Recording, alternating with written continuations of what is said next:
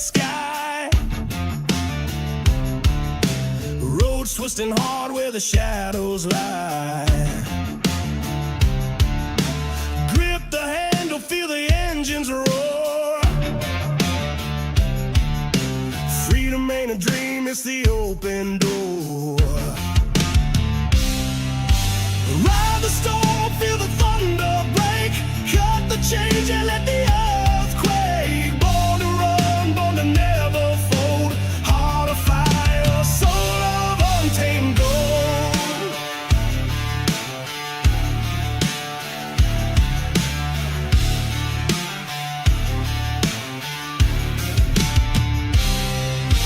Night's a beast, it devours the weak. Steel and fire, the language I speak. Dust in my lungs, wind in my face. Speed's my temple, this road's my grace. Ride the storm, feel the thunder break. Cut the change and let the earth quake. Born to run, born to never fold. Heart of fire, soul of untamed gold.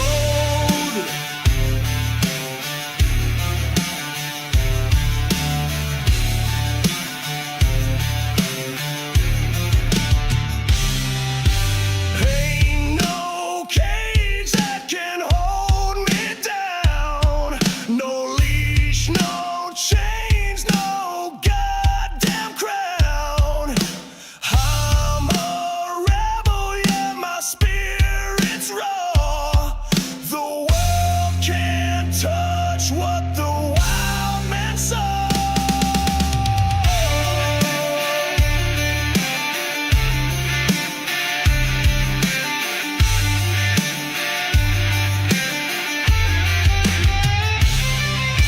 Ride the storm, feel the thunder break. Cut the change and let the earth quake. Born to run, born to never fold.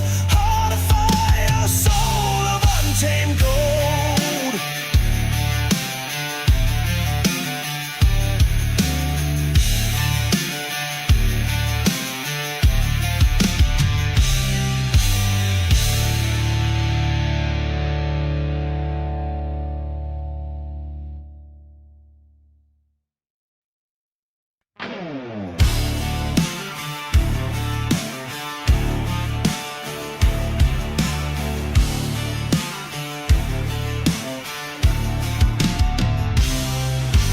Wheels screaming loud under a blood-red sky.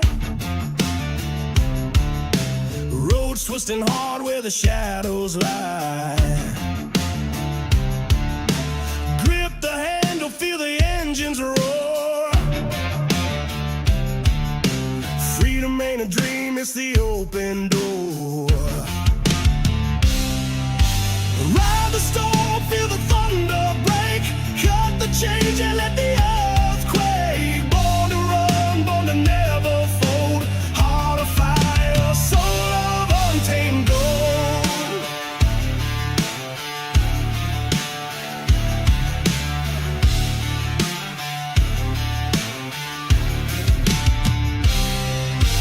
Night's a beast, it devours the weak. Steel and fire, the language I speak.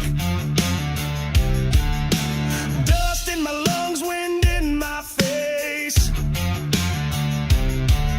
Speed's my temple, this road's my grace. Ride the storm, feel the thunder break. Cut the change and let the earth quake. Born to run, born to never fold. Heart of fire, soul of untamed gold.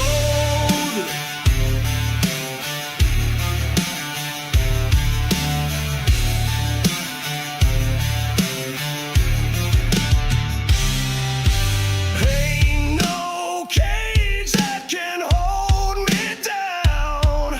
No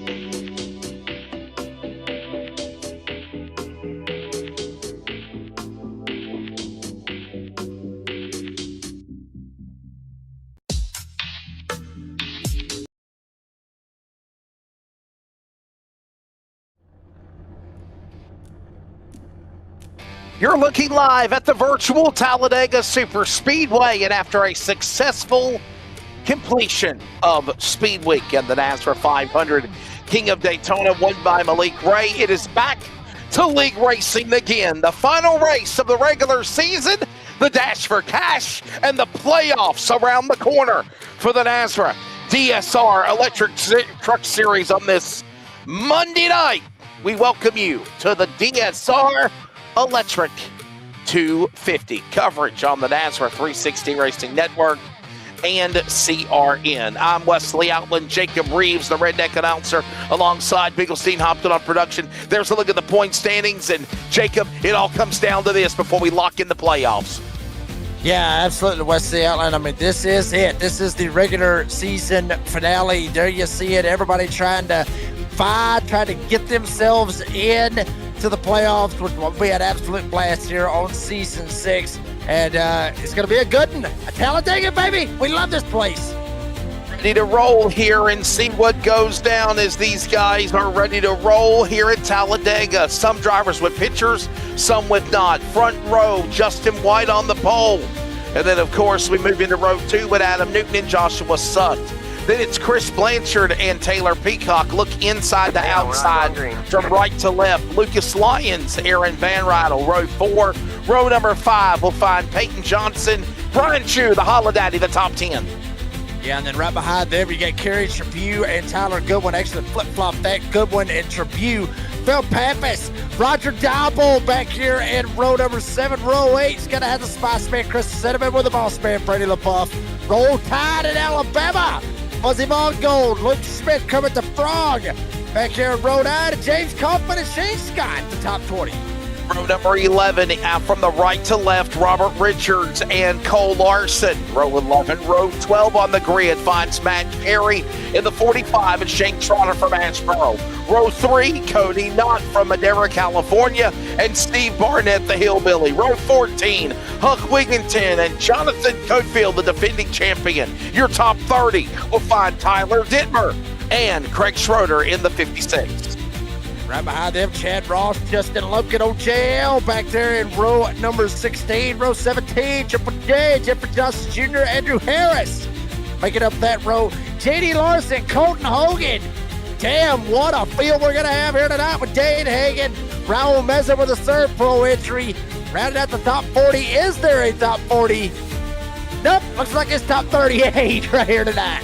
Still a good field of trucks, 38 trucks nestled in and ready to go here tonight at Talladega. Let's take a look at the schedule. As we mentioned, the final Dash for Cash and race of the regular season is tonight at Talladega. Next week, it's on to Texas at No Limits, Texas for the playoffs. And round number 1, Daytona, a playoff race. 2 restrictor plate races in the next 3 weeks. Oh, goody. Yeah, buddy, I'm telling you, this is going to be a good one right here. I mean, literally, Talladega, Texas, Daytona, 2 super speedways. Wesley, Daytona, we was here about a week, or literally a whole week. Obviously, last week there you see your stuff, or your stages, stage 125, stage G50, 104, 3 sets of tires. They ain't worried about them. Fuel is 100%. Like we saw at the King of Daytona, is going to be damn near the same thing here tonight. About, give or take, around 35 laps. That's what I'm going to be thinking on these guys, but they should be good to go for that first stage. Yeah, I'm thinking about 30, 35 laps first stage. Obviously, caution will be showed. Then Glass Mechanic stage number 2. And these drivers now prepare for, again, preliminary lap. There's a look at the weather conditions. It is clear skies. Northeast wind at 2 miles an hour. There is a track temp at 81 degrees. Sim temp is at 70 degrees. Sun beaming down on the pavement here at Talladega as the field works their way into turn number 3 and 4. I'm Wesley Outland, Jacob Reeves alongside, and we get you set to turn them loose. Bigglestein Hopton, as always, punching the buttons and ready to get it going here. Just a moment away, Jacob, from turning them loose for the final race of the regular season of season 6. Yeah, Wesley Outland. I mean, this is going to be a good one, obviously, right here on the NASRA 360 Racing Network, obviously on your channel, CRN, and also on Redneck and NASRA Productions. You get it all here tonight with the DSR Electric Truck Series. If you haven't yet, make sure you hit the like and subscribe on all of those platforms. I don't know how you would do it with CRN, Wesley. Maybe you could hook everybody up, but the other two, you can hit the like and subscribe button. I mean, we do have CRN Sports Network on YouTube, and of course, we are CRN.com, 87.9 FM. If you're in the area where I am in the Smithfield, Selma, Clayton area, pace truck is in. Here comes the field inside the United Reynolds restart zone. They will be looking for the green flag. It is in the air. We are underway. This is Talladega, ladies and gentlemen. You have a virtual race. It's time to bring the action for the final race of the regular season. The playoffs are on the line next week. Oh, baby. And who is going to win and get in? We'll find out in 104 laps. Up front is Jason Morales, Justin White, side by side. Nobody wanting to poke out a line, make a three-wide scenario. Everybody double file for the most part. As soon as I say that, now we got a little bit of movement going on. Why not? Brady LaBeouf, the boss man. Hell yeah, take it up top. Take Kermit with him. They're trying to get that third lane going, but it's Justin White and Adam Newton now up here at the front going on forward. Brady LaBeouf is back. Trucks it up on the outside lane with the help of the other machine there in line. Working off turn 4, coming down to the line, 1 lap in.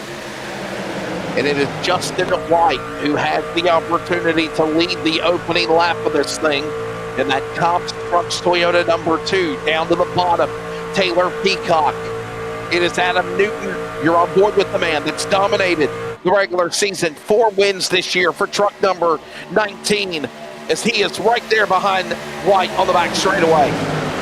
Absolutely, and Wesley, we saw Brady LaBeouf jump up there and make that move. Justin White also smack dab up here in the middle of this as well.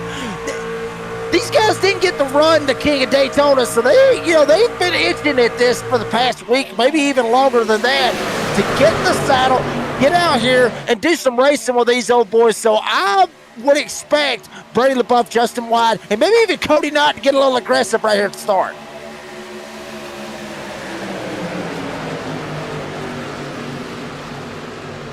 Back in corner number 1 and 2, it's White now with Newton will follow in tow. There goes now Brian Chu on the outside lane, Van Rydel down bottom, and we are already stacking them up 3 wide behind the front leaders.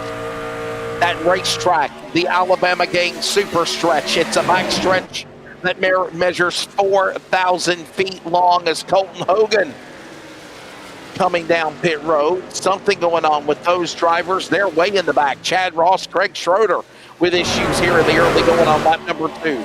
I wonder if they had a penalty.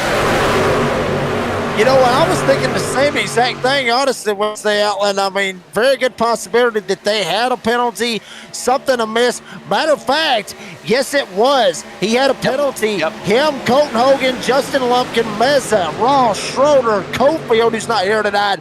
But there's a couple of them that had to take EOLs at the start of the race. But Hogan and Lumpkin, and also Meza, they had to do a pass-through after lap 1 under green. Also J.D. Larson and also Andrew Harris. And this is after the things that happened back on December the 15th. My God, what a long time ago that was, at Darlington Raceway in week 15 of the season. So, again, whatever happened at Darlington with them, that's the reason why they come in for penalties. Right now, see some of the biggest movers. You saw that on the screen on the bottom right. Here comes 3 by 3 by 3 by 3. You're going to go 4 wide again? Nope. They're going to stay 3 wide, though. 4 or 5 road. What great racing we're watching as we approach already 100 laps to go. 3 wide. Stage 1 to lap 25. Brian Chu in front on the outside in 1 and 2. Yeah, Holla Daddy up on the top side, giving a little holla here to the Alabama faithful, virtual Alabama faithful for that matter. He is up top. Newton Bulldog smack in the middle. Oh, baby, look like, what is that, Taylor Peacock?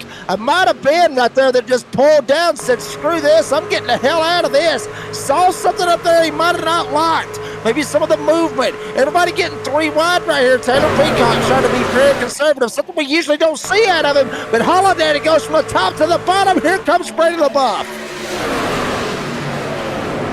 Brady LaBeouf using the outside lane to his advantage. Now he's in the middle. 3 wide. LaBeouf up in front now. Nope, not for long. Joshua Suss with the help of Smith. Kermit the Frog is back in Frog in the SCP colors. He's put the truck to the lead. He's let Suss take it. Suss, new leader, back straight away. Yeah, Luke Smith, Kermit the Frog trying to make something happen, going after the Compa. Obviously, Luke Smith, obviously down here in Birchville, Alabama. We know about the party in the infield. I wonder if Miss Piggy was down there earlier on today. Joshua Suss, Holiday, Brad Chew, Justin White, 1-3 trying to get away. Luke Smith, Kermit the Frog trying to get the outside lane formed up, but it's just not there yet. On Laser Lip, Jemama was a snowblower as they worked their way through turn 4. Copper, Officer Suss has got a citizen's arrest as Brian Chew is right there on his back door. The Holodaddy is trying to run down the Copper from Kansas, the leader in that machine as they go back into the corner. Another lap on the board. Yeah, Joshua Suss. I don't even know if that was really live, but anyway, Joshua Suss, Brad Chew, they're the front 3 down front 4, making Aaron Van Ryder, and also Chris Blanchard with that towing company. He takes it from the bottom, jumps up to the top. A lot of them making a whole lot of moves. How about Peyton Johnson? Knows how to get it done here in Talladega. He's trying to work his way up to the front.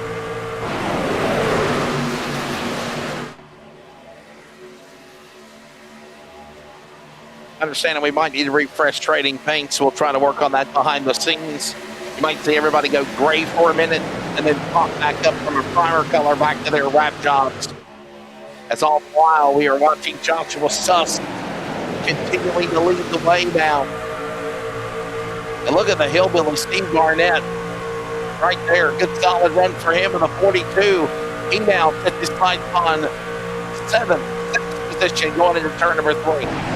And, I mean, just literally, you got a whole list of characters up here. You got the Compa, you got the Holodaddy, obviously, you got the Hillbilly right here, smack dab in the middle of it, Double L Lucas Lines, and also Miss Piggy's man, Kermit the Frog, Luke Smith. I mean, literally a whole cast of characters right here at the front at the start.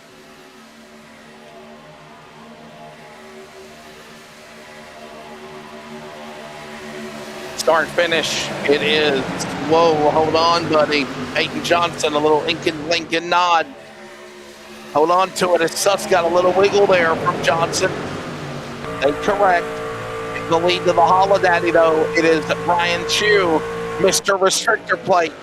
The man knows Super Speedway Racing had a terrible drive in the Speed Week for the NASRA 500 King of Daytona performance, but right now, he is showing his strengths in that DSR electric number 51 from Fort Myers, Florida. Now the leader coming out of turn 3 and 4. Yeah, Wesley, this is where we've seen Brian Chew literally cut his teeth here in NASRA, and why you call him Mr. Restrictor Plate is because of these trucks and because of these kinds of tracks like Daytona and Talladega. Maybe looking 4 wide back there. The Compa, Joshua Suss, didn't know where the hell he was thinking about going, didn't know if he wanted to go bottom, top, or stick it straight in the middle. They think different of it. Front 3, Holodaddy, Justin White, and Roger Double, they get clear. Buzzy Mongo will get clear. Front 4, now front 5 with Lucas Lyons trying to dip out. Front 5, single 5, and 3 wide behind them. Your top 5 there with Chew, White, Mongo, Diebold, Lyons, top 5 as you're on board with Buzzy Mongo right now. Starting to climb the number 2 spot up 15 positions as we're just getting started here at Talladega. You're listening to the CRN Community Radio Network. We now pause for station identification. This is the Community Radio Network, WCRN, 87.9 FM, Clayton, Garner, Smithfield, North Carolina. Proud proud to be in the USA. We are CRN. Coming at you, Talladega. And right now in the opening go, 15 remaining. They rock, roll, and virtually rumble into turn number 3. It is Mongo leading now from Concord, North Carolina, in the number 12 to the inside out of 4.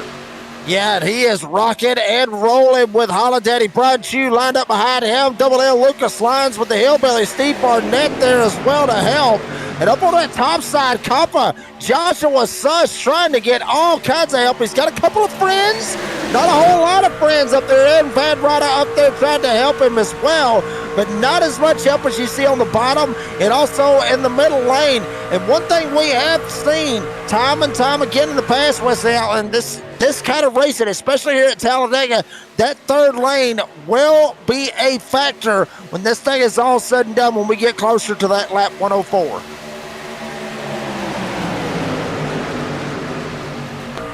Everybody patiently right now just kind of holding their line, working back into the corner with stuff.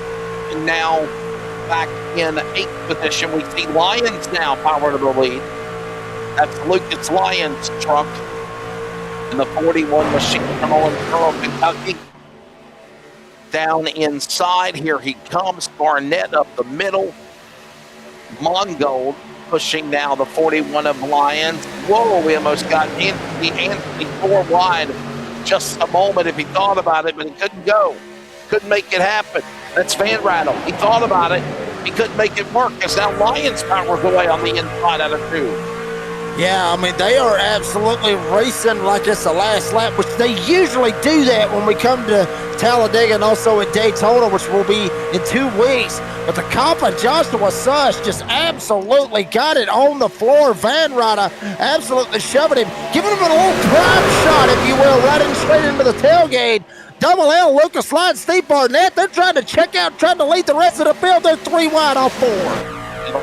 Do that again as we watch them work their way again across the stripe. But another lap on the board when they come out of turn number 3 and 4 through the tri-oval. Now remember, Talladega, not like Daytona, 2.66 miles. Start-finish line at the end of the pit lane exit. It's now the leaders work back up that 33 degrees of banking. That's 33 degrees of banking in turn 1 and 2, 3 and 4. Now they hit that back straightaway. That's 2 degrees. The Alabama gang super stretch, 4,000 feet long. Up another 33 degrees of banking into turn 3 and 4. Again, then they'll flatten out back to 16 degrees in the tri-oval. That's 4,300 foot tri-oval to start finish. That's a lap around Talladega and the dimensions as well as all this goes on with Lyon up in front as we work 13, 12 to go. And truck 12, Fuzzy Mongold almost took a shot. He did take a shot. He almost went around. He saved it. Mongold falling back to win 1. And all those dimensions you mentioned just a second ago, Wesley Allen, all of it surrounding the biggest party in USA when NASCAR comes here. And Holiday Brian Chew trying to hold on. He's got Peyton Johnson giving him the shove. There's Buzzy Mongo. We saw that little slip he had. Huge shot from Chris Blanchard, able to hold on to it. Now Joshua Suss, he wants to have a little fade. Try to get back up here at the front. He led him a couple laps. He wants to try to get back up there, taking it up to the top side. He gets by Barnett. He's trying to go after Lucas Lyons in 4.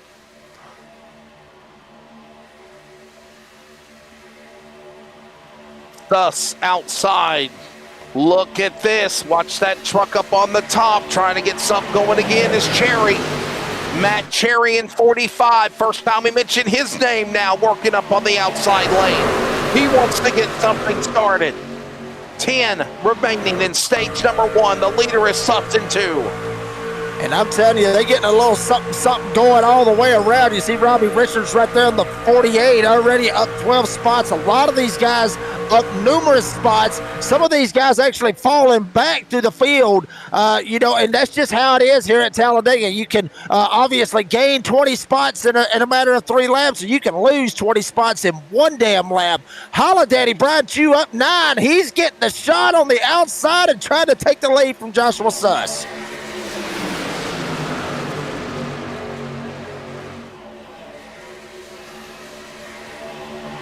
look at Chu going high, going low. There's a shot. Hold on to it as Cherry right there behind him on the outside lane up against the safer barrier. Remember, 9 remaining so far. Everybody playing nice, except we're getting 3x3 again down the back straightaway. And honestly, I mean, there has got to be a lot of trust with these guys. And Wesley Allen, you know as well as I do, these guys have been racing for 16 weeks together. A lot of trust has got to come into play, especially with these 3 wide moves, with these moves like Holiday Brian Chu trying to make, right here trying to hold on to it. Lucas Lyons down on the apron says he's had enough of this. He sees all that 3 wide action going on, wants nothing to do with it. He's dropping to the back.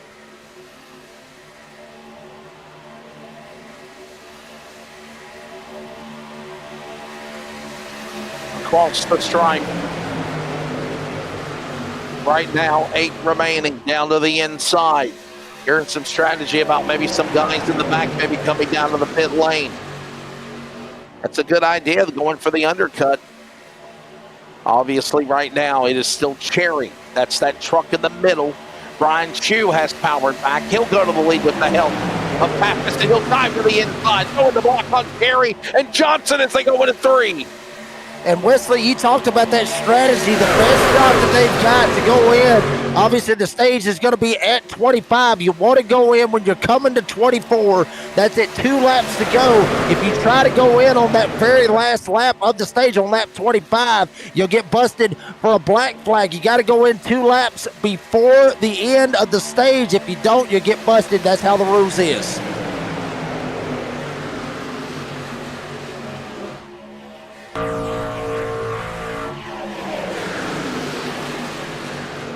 Will anybody come down pit road? That's the question, as we mentioned in the back. And we'll see if that will take place. As right now, Brian Chu down to the inside. Here comes Cherry. He'll follow. Johnson now pulled up in front of Pappas in the 88 machine. That's down for 5th. All this goes on. They rumble through 3 and 4 with Brian Chu in the lead. They'll come off of turn 4. This time, it'll be 6 laps left in stage 1 here in Talladega. Holiday Brian Chu in a familiar spot for himself. Matt Cherry right behind him. Matt Cherry up 21 spots. There you see your lap leaders. Joshua Suns leads all of them so far, but it's so scattered all over the place. Everybody has took a turn up here at the front. It's like square dancing. Everybody's just took a turn with their dancing partner. Everybody's took a turn up here at the front. I mean, Suss has got them all beat right now with 5 laps. Got 3 others with 4, and then a whole slew of others with 1 lap. Holiday trying to get it all the way to 25 and lead that last one, as we are 3 wide with Pappas, the Pampa, and the Holiday in Talladega. In your partner, round and round, into the night, it's going down. That's what's going on right now. And all this goes on, watching them work their way around the track. By the way, thanks again to DSR Electric for sponsoring the series. Always a blast being able to cover their events here at the iRacing Talladega Superspeedway. Time is running out. That's 5 remaining. As now Pappas wants to lead on the inside. The gray primer M1 Esports, number 88, back straight away. He leads the cavalry in 2. Yeah, and a lot of this right here, Wesley Allen, is probably by design. You got a lot of boys up here, a lot of them from Mission 1 Esports. Kerry Tribute up here with Justin White, with Phil Pappas, Brady LaBeouf right there in the mix as well. Mission 1 Esports trying to at least get a team win right here for stage 1 and try to get some help up here at the front.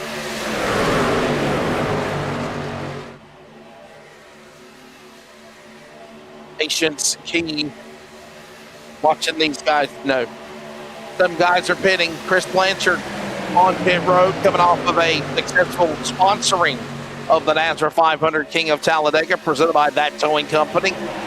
All the while, 4 remaining. That's about 8-9 miles left in this one as Adam Newton leads the way in the number 19. Here he comes. Brian Chu powering back on the outside. He's got friends. He's got Johnson. He has got LaBeouf and others pushing the middle lane. Good God almighty, everybody's got friends here tonight at Talladega. Friends where you can find them, as you would say. Bulldog Adam Newton down on the inside with help from Phil Pappas. Up top, you got Brian Chew with Peyton Johnson. And Kerry Tribune got a whole list of others trying to work with him. Brady LaBeouf slides up right across his nose. He wants to try to get to the front at Talladega. Kerry Tribune, big shot as they work their way through the tri-oval. 3 to go. Holiday leads them.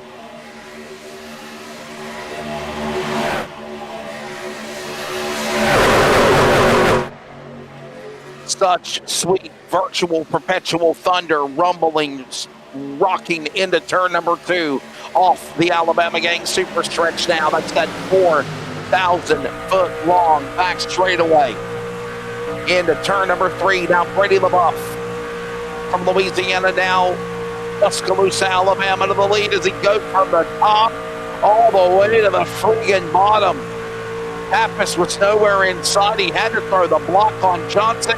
He made it work here. They come to the line. It's 2 to go in stage 1. The boss, Brady LaBeouf, season 2 champion, out in front of the Chevrolet. Boy, I'm telling you, he was honestly like on an elevator and the cable just cut. He went all the way from the top down to the bottom. Brady LaBeouf, the boss man, showing them how to do it.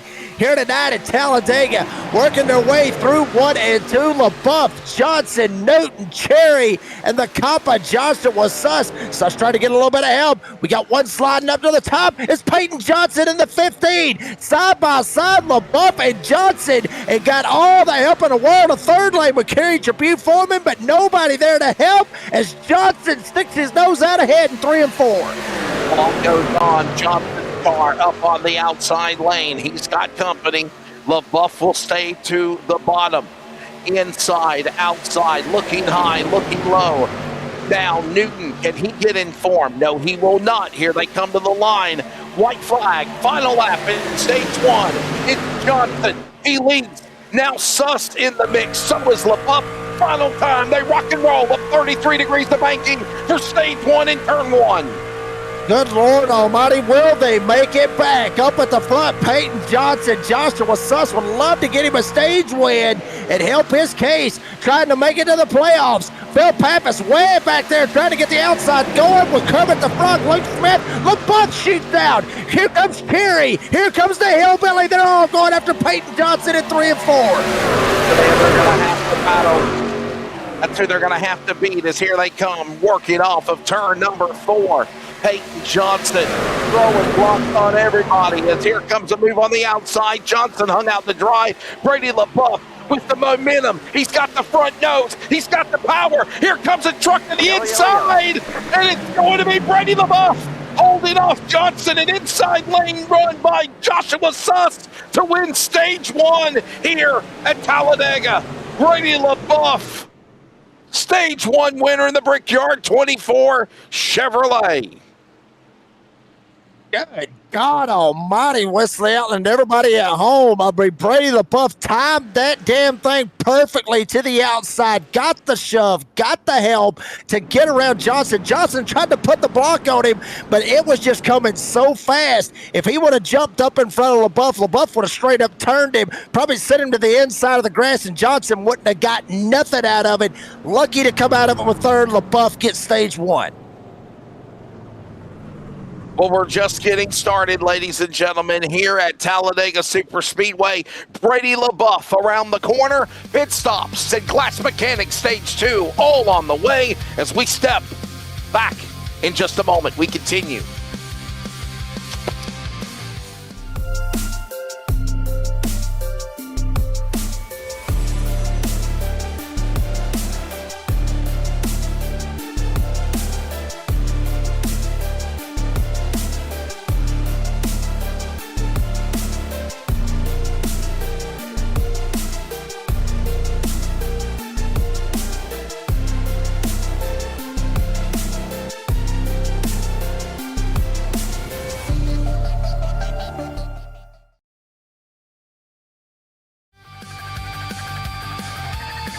Drivers are making pit stops as we have concluded the end of stage one here at Talladega. No cautions except for the Surf Pro caution for the end of stage one.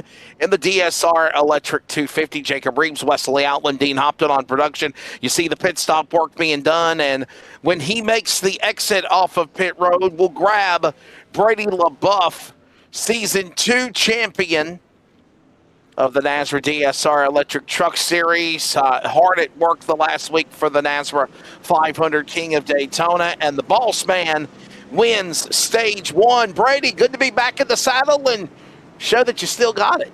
I appreciate it. I appreciate it. I'm just trying to make some adjustments here on my thing, my displays for some reason.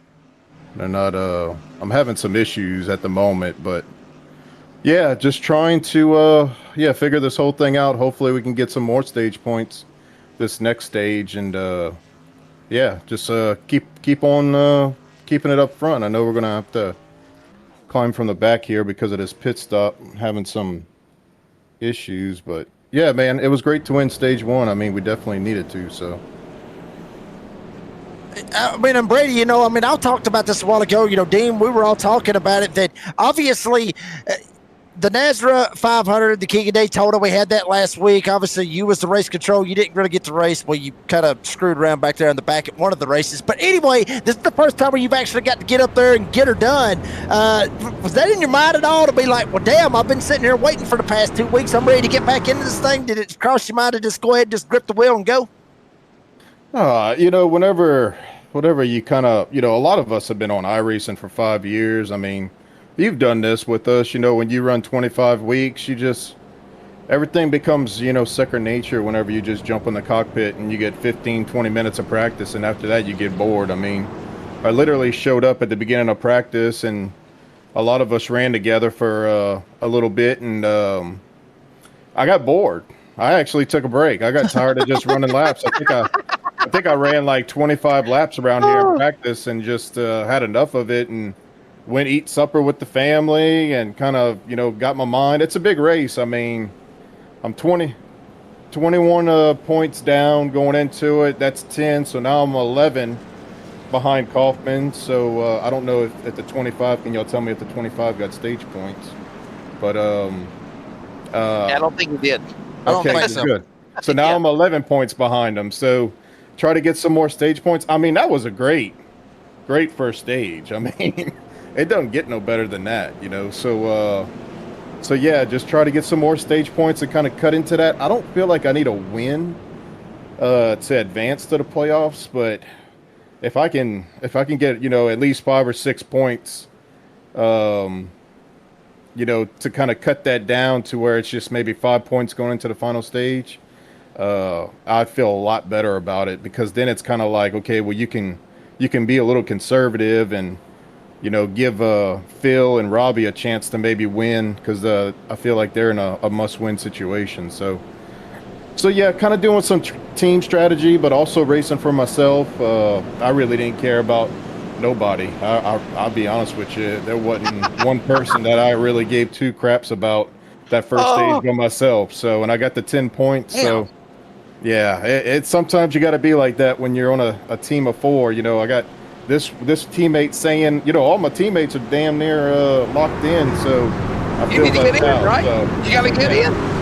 So I liked a couple of moves that I made, getting in front of Peyton and then kind of losing. It's different than what we're accustomed to, a year ago. It's changed a lot, but that move right there kind of put me in position to get locked up with my teammate Matt Cherry, and he just kind of pushed me to the win. So let's just keep it going here and keep on scoring some points, and maybe we might make it to the playoffs. There you go, Brady. Thanks for your time, man. Get settled in. Restart coming up, ladies and gentlemen. Brady LaBeouf, stage 1 winner. We get ready to go back to green after cautions out, ladies and gentlemen. Here they come, ready to take the green.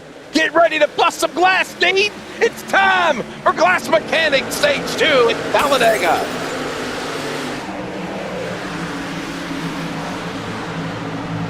I say that jokingly because it is time to break glass and kick ass and all that good stuff. And I'm all out of bubble gum. and I'm all out of gum.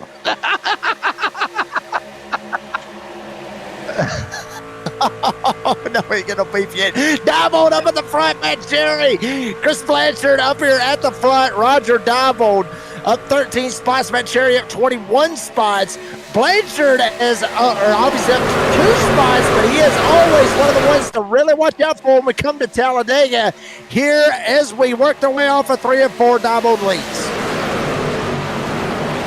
Ladies and gentlemen, for the first time this year for Monday night in the NASRA DSR Electric Truck Series, something new. We call this Fuel the Roar.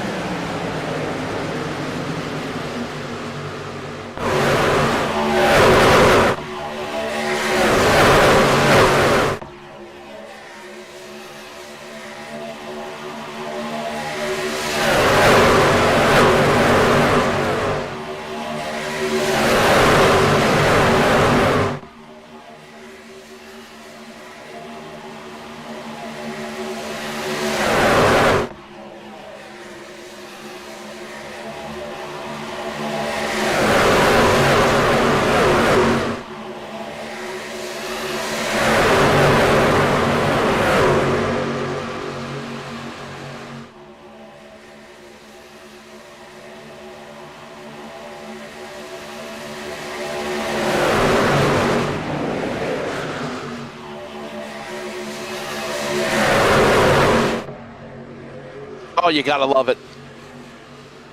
The sights, the sounds, those trucks rumbling around Talladega, and all the while now, Chris Blanchard gets the number 9 out in front. That towing company entry is now Diebold. Opens the door to Newton. Newton's ready to get back in this mix again as they go into 3, Jacob.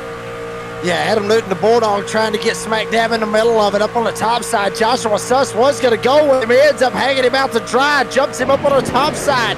Blanchard leads, Diebold second. Then obviously Jonathan Cofield. Damn, I didn't even know he was here tonight, but he is. Cofield, Alabama native, trying to mix it up here with Matt Cherry, front 4 single file.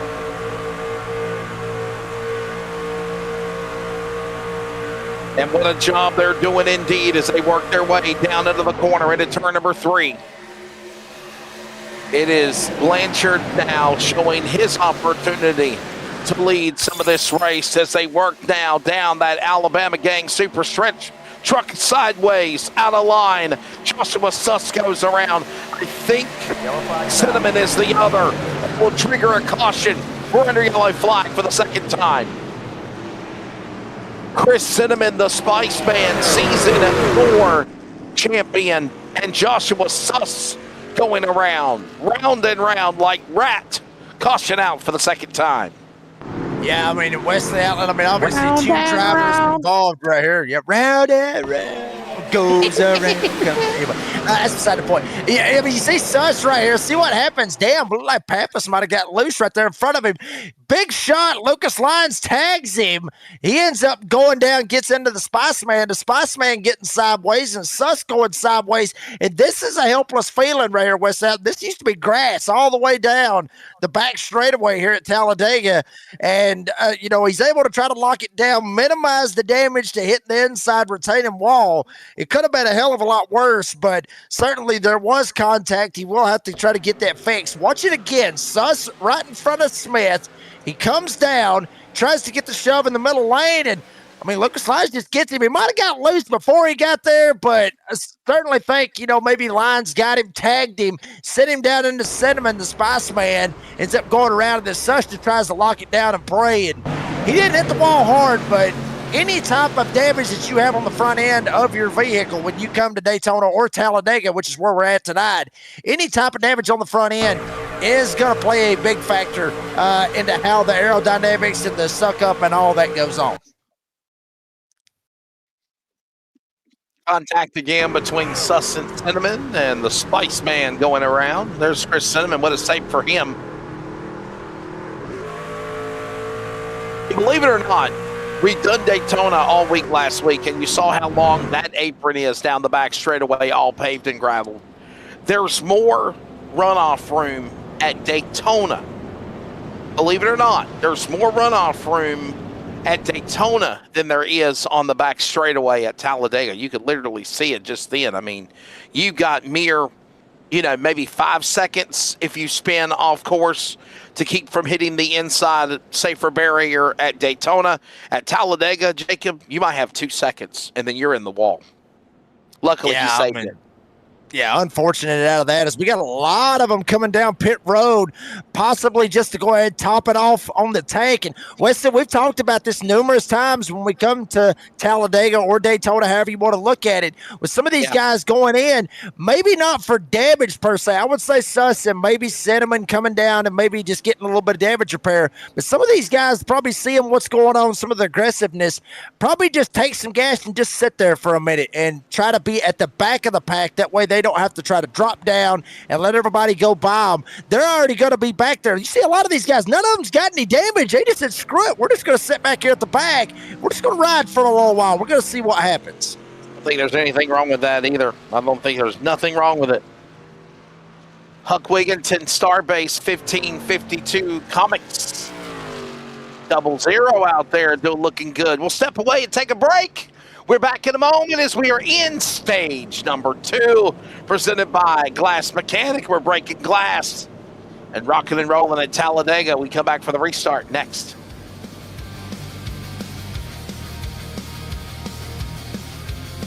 You thought I was going to say breaking glass and... Starbase 1552 Comics. We sell everything a collector would want. Comics, Funkos, action figures, and so many more. A real American comic book shop. We are online only. Starbase 1552 Comics. Find us on eBay Auctions.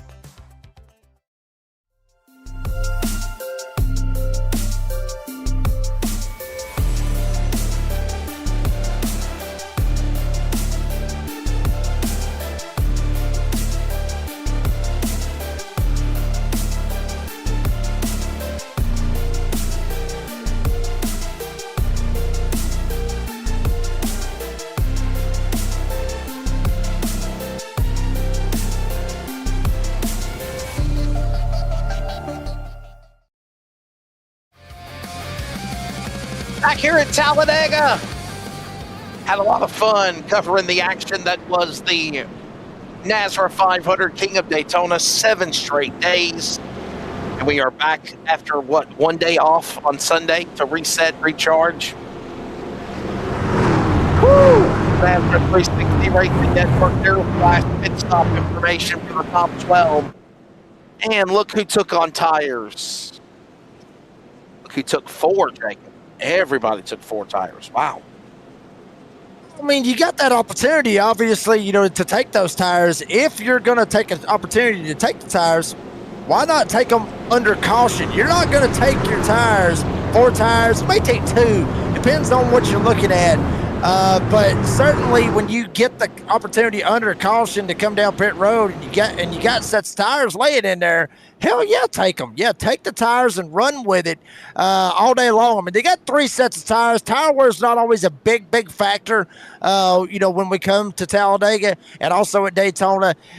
But you get the opportunity. It's not that hot. The track temp 82 degrees, air temp 73, so it's nothing really major or nothing like that. But certainly if you get the opportunity, if you haven't took tires yet, yeah, this would be a perfect time to go ahead and take you some tires.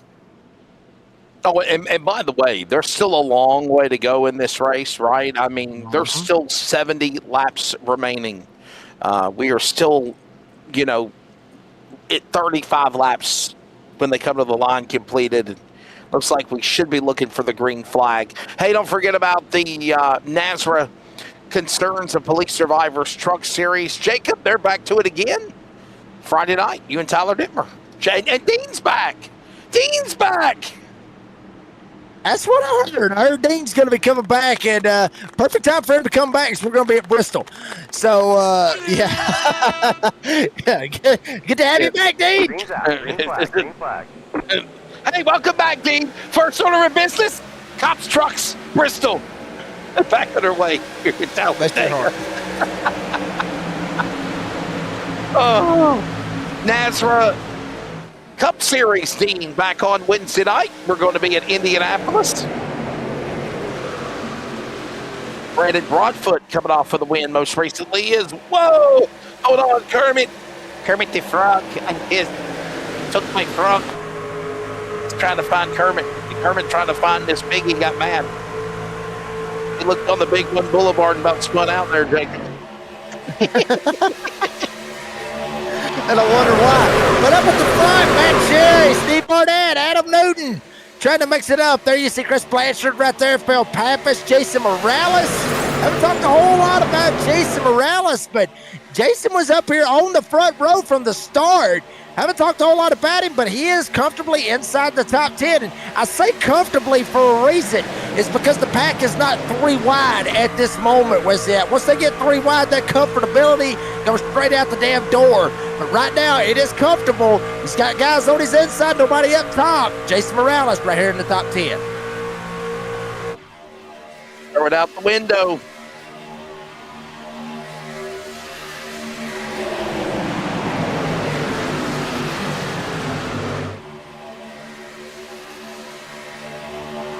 Working through turn number 3 and 4. Here they come, back to the line as Cherry's truck now showing the opportunity to lead over Blanchard and Diebold. Cofield, by the way, he is up now. They're some of the leaders of the race. Actually, that's all of them. But nobody, Jacob, has showed their strength, if you will. Matt Cherry about to complete his 4th lap leading the race, and we got trouble. Adam Newton, the man that's dominated this season, spinning, gets into Luke Smith. Couple of other trucks down below the apron, and the caution's out for the 3rd time, presented by Serve Pro in the Diamond of 1 and 2. Wow.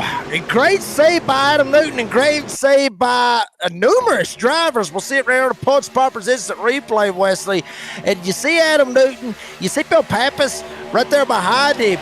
And just, I mean, everybody's sideways, up, down, up, down, up, down, up, down. He's trying to follow the hillbilly, Steve Barnett, and just touches him barely in the left rear, that being Craig Schroeder in the 56. Kermit trying to lock it down. He ends up getting tagged by Chad Roth, which ends up getting tagged by Dade Hagen. Big stack up on the inside lane. Certainly could have been a lot worse.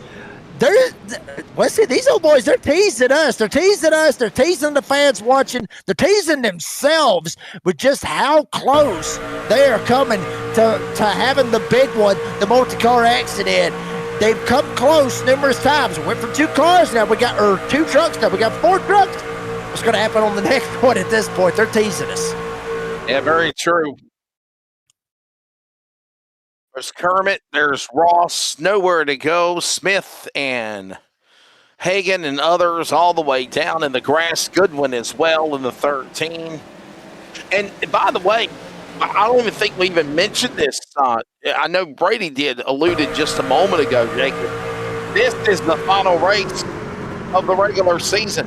Playoffs are on the line, right? Playoff positions are up for grabs, right? I mean, if you're going to go to the playoffs, you have to have a good run here tonight, too.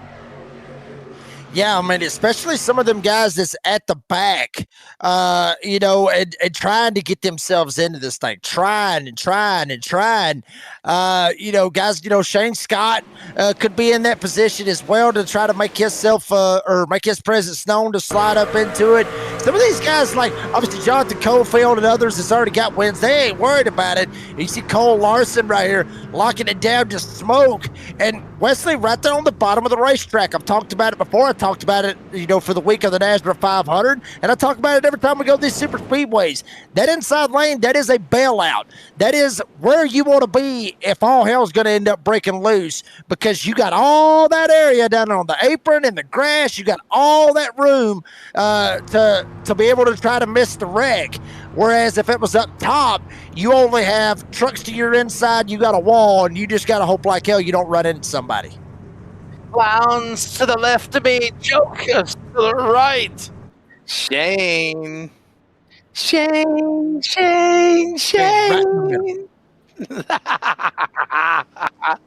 Oh, Shane, where's Shane at? Shane, come on, buddy, smile. You're gonna go off the air and he's gonna laugh. Watch it. Watch it. Come on, Shane. Shane, He what's looks up, like buddy? he's give out. Hey, honestly, check him out. Looks like he's got the safety vest going on, baby. He was at work. He must have just got home and he's texting. Well, he's not texting driving like Raul Meza is, obviously, but he's texting in the pits. At least the truck's parked. Dane Scott just texted me the letters F-U. Prove it.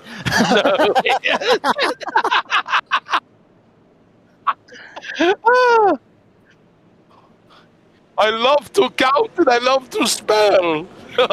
Shane Scott. Hey. And how about this? Raul Meza. Hey, guys, listen to this. Raul Meza is on the road to the NASRA 500 too. This is his 490th career start in NASRA. He is 10 away from 500. He is the all-time starter of NASRA competition since 2020. How about that? Give him a round of applause. Oh, yes, absolutely. But still looking for that first career win in NASRA. By the way, Raul Meza 490 tonight. Adam Newton. Oh, look at him. Oh, hey, Raul. He says, Wesley, giving me some love. Adam Newton, career start, 484 tonight. Robert Richards, 459. Cody Knott, 439. That's some of the names of drivers that are where they're at tonight. Brady LaBeouf, State 1 winner. Career start at 350 tonight. That's a milestone. How about that? I mean, yeah, you're absolutely right, Wesley. I mean, just milestones galore here with NASRA, baby. I mean, that's why we love this. I mean, just milestones all over the place with starts. Some guys maybe try to go for, milestones for wins later on down the road. I mean, just there's always milestones. Every single time you put that truck or a car on the racetrack here with NASRA, you're just accumulating stats. And you're just trying to get to the next milestone, whatever you're trying to accomplish. It's awesome stuff. And we are closing on the end of NASRA DSR Electric Truck Series Season 6. The playoffs start next week. We're going to Texas, Daytona, just some of the races that are coming up. We are... Dean's like, again, he says that sarcastically, Jacob, but it's the truth. We're going to Daytona again. Oh, well, hot damn. There you go. Hell yeah. I know that was where we had the clash. Remember, we done that back in August, which seems like many moons ago, but we did. And Jacob, I got to ask you. No, Circuit of the Americas? Ugh. It's all right. I got to ask you, Jacob. Obviously, we got the playoffs coming up. We got the round of 24, the round of 16, the round of 8.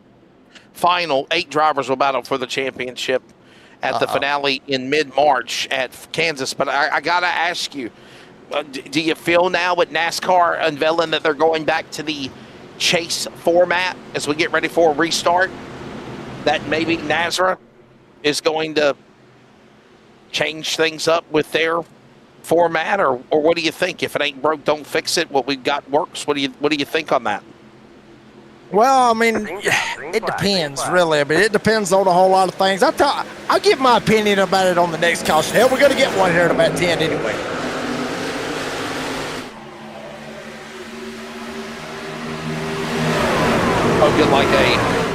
Spoken like a true gentleman. Back underway, turn 2, back straightaway. That's 4,000 foot. The Alabama gang back straightaway. Boy, they got antsy there for a minute, didn't they, Jacob? Holy cow. Wow, I mean, they're all over the place right here. Matt Cherry trying to lead Buzzy Mogo, trying to get some help. Good God. Phil Pappas slamming it into the tailgate. Davo stuck in the middle. Richards trying to jump to the top. Justin White going up there with Pappas. Mission Wood trying to make a little something happen up on the top side. Trying to run down Matt Cherry, Jonathan Cofield, Steve Barnett, Brian Chew, and Lucas Lyons. Lyons thought about shooting out, not able to do it. It's Jason Morales. Now the Holiday jumps out. He'll think about it. On that outside lane, ready to go again.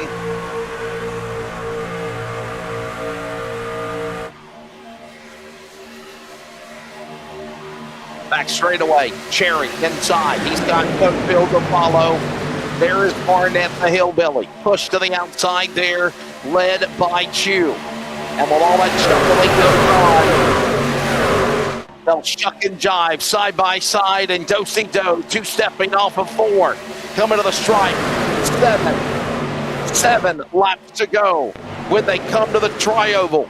It is Barnett now, the hillbilly from up in the Pacific Northwest, Jacob, leading in 42. Brian Chew battles back in 51. Yeah, I mean, and both of those drivers very, very good on the super speedways. Hunt Wigginton dropping below the double yellow line.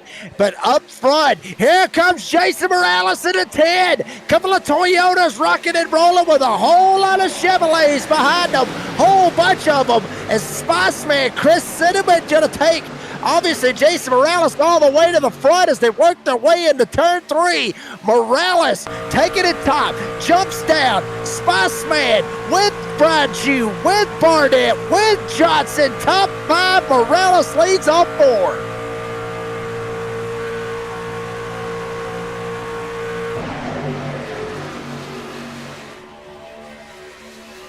Working through the tri-oval out of turn number 4.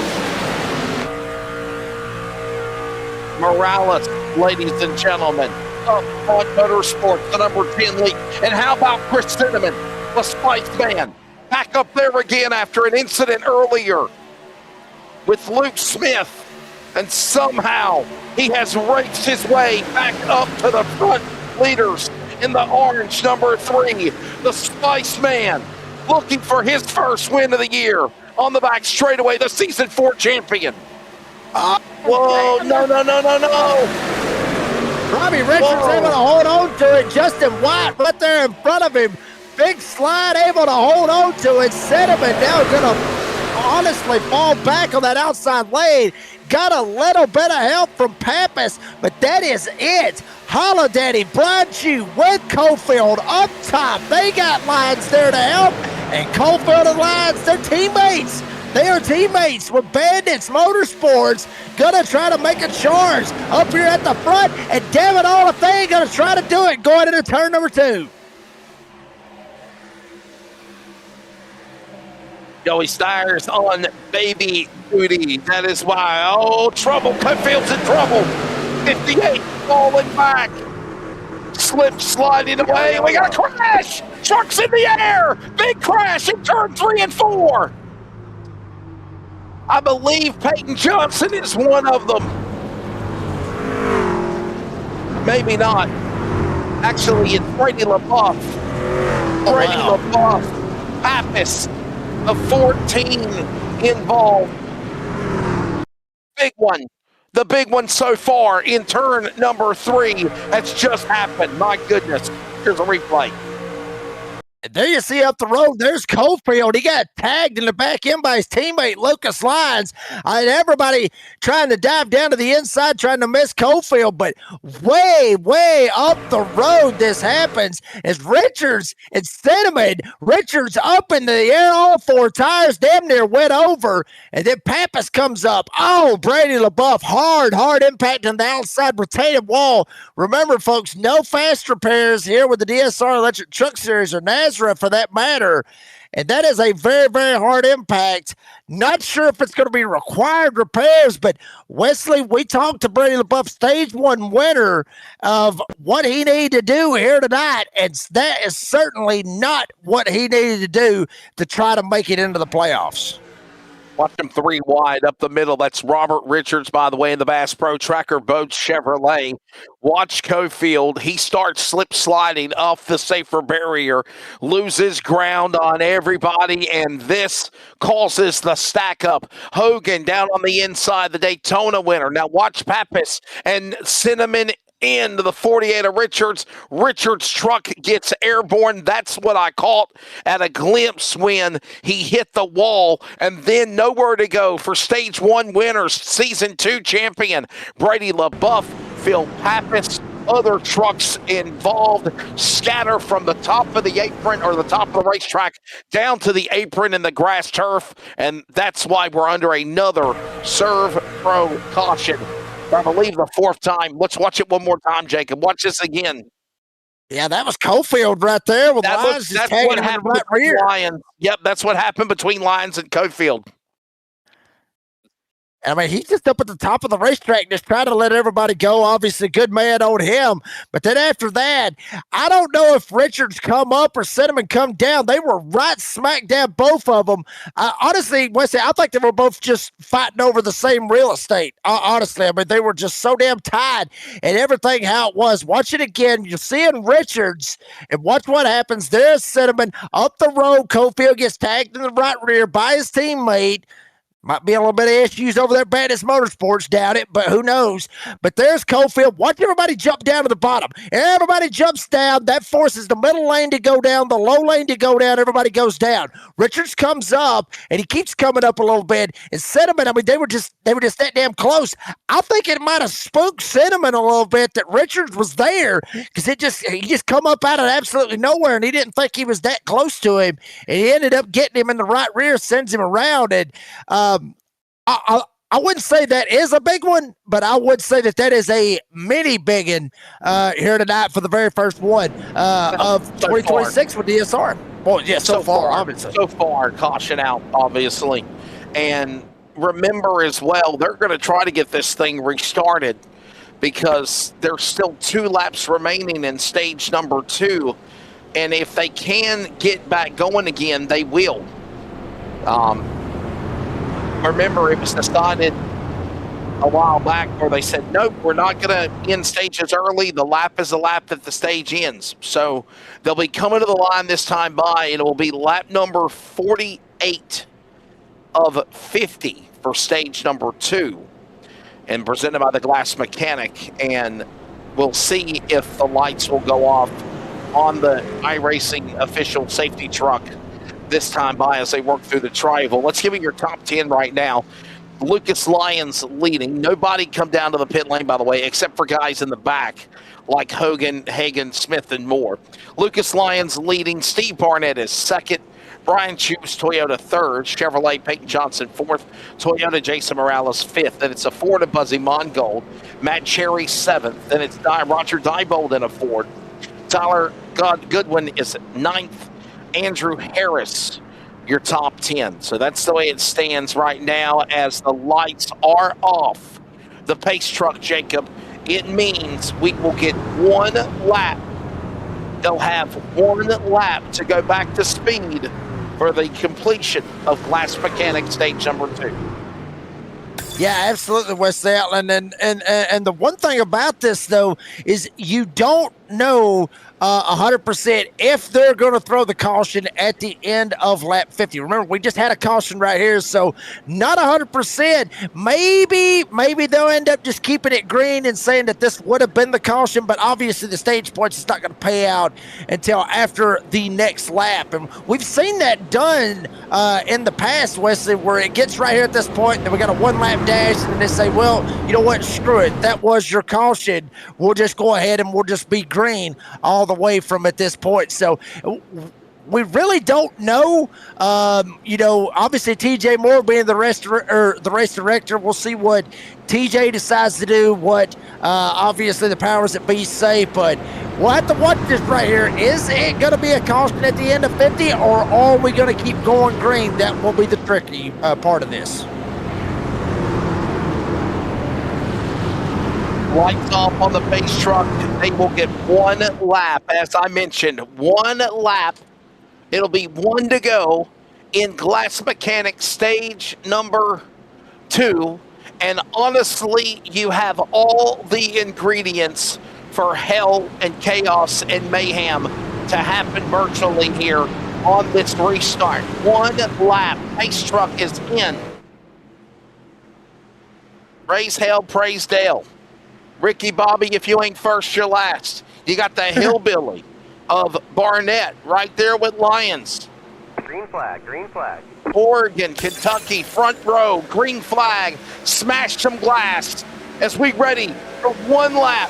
1 lap, Jacob Reeves to get back to the other side to decide stage 2. And with this final race of the regular season and the playoffs on the line, every position and point matter. Yeah, and Wesley, it's like that old song, break on through to the other side with stage 2 presented by the Glass Mechanic. Yes, sir. I didn't even know who the hell sung it, but anyway, Lucas lines up at the front, Barnett down on the bottom side. Are we racing back to the caution? We know damn well we're coming back for the stage. Raul Meza, I believe it is. No, that's Colton Hogan in the 5. Huge shove from Kermit the Frog. Luke Schmittner coming back to the stage 2 end. Won in super speedway racing. He won Daytona when the season started. Nonetheless, they rumbled through the trioval. Look at this at the end of 4,300 feet. Here they come, middle ways, pushing 100, 200 yards, start finish. Jonathan powers back outside around Lions. Peyton Johnson gets it. Peyton Johnson and the Papa Julio's butt kicker Chevrolet from Abingdon, Virginia, has won Glass Mechanic Stage 2. He came out of nowhere like a thief in the night, taking candy from a baby, stealing your sweetheart on prom night. Peyton Johnson just did that to Lucas Lyons, Jacob. Unbelievable. I think you just took a lot of people back to high school right there. A lot of them probably got their hearts broke on that deal. So you just literally said every single one of these people crazy. Thank you very much, Wesley Outland. Hopefully none of you was offended by that. But anyway, Peyton Johnson, I mean, what a drive right there. I mean, time that at the right time. And, you know, you got to think if, you know, I mean, we could possibly see that exact same move happen at the end of the race. And, you know, these guys, they are very technical about it, very methodical about how they make their moves and everything. And Peyton Johnson, damn good at the super speedway portions right here. If I'm not mistaken, he won the first time we was here at Talladega, if I'm not mistaken, with Peyton Johnson. So Peyton knows how to get her done right here, and he showed it right there on OLL. Well, obviously, we mentioned the guys like Colton Hogan and whatnot have won. He won Daytona. Talladega, Peyton Johnson did win back in October. Pit stops are happening. We step away on the radio as well. You're listening to the CRN Community Radio Network. We now pause for station identification. This is the Community Radio Network, WCRN. 87.9 FM, Clayton, Garner, Smithfield, North Carolina. Proud to be in the USA. We are CRN. We are back here at Talladega. Drivers entering pit road, exiting pit road. Peyton Johnson. We speak to him after we step away from a break. Stay with us.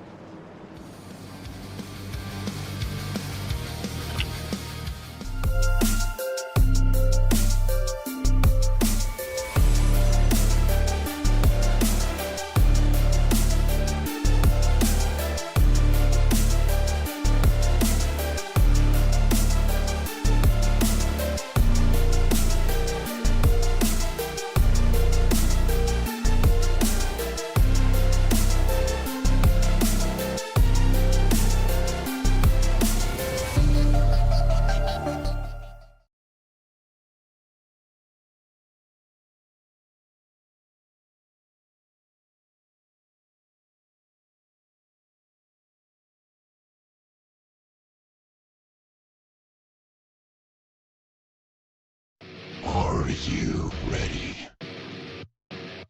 For Murph's Magical Creations.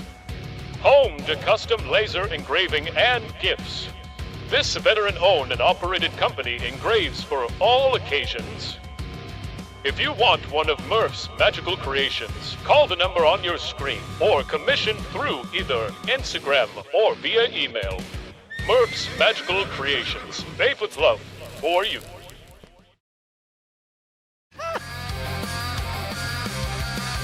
Back here at Talladega as the NASRA DSR Electric Truck Series season finale for the regular season, might I add, continues. Wesley Outland back here with you, Jacob Reeves, and we got Peyton Johnson. Peyton Johnson, I got a new nickname for you. I think I'm going to start calling you the Heartbreaker.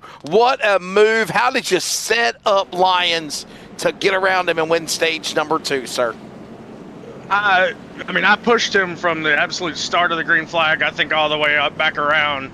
And so when the bottom cleared for us, he came down with me, and that was I had just enough gap off of his rear bumper that I felt like I could go around the outside, and then I had a lot of help from Buzzy there to push me across the start-finish line. He came up and gave me a little door banging, so we had some door banging for you, but no intent there. It was a fun race it to the line, have a drag race, and let's keep racing in Alabama.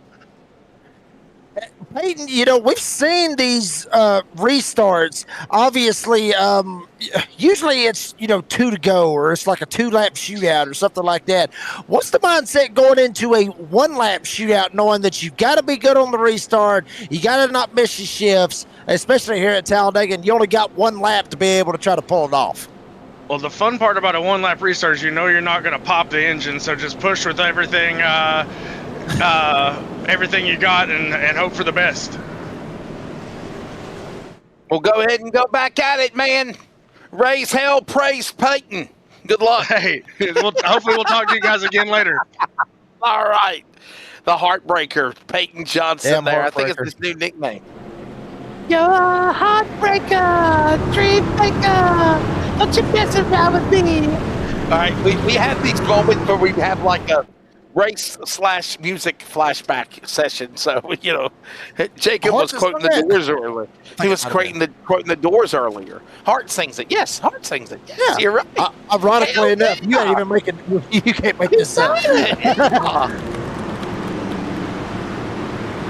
All right, Pace Truck is in, ladies and gentlemen. Anyway. Sometimes you get it right. Sometimes, Let's go back to green, ladies and gentlemen.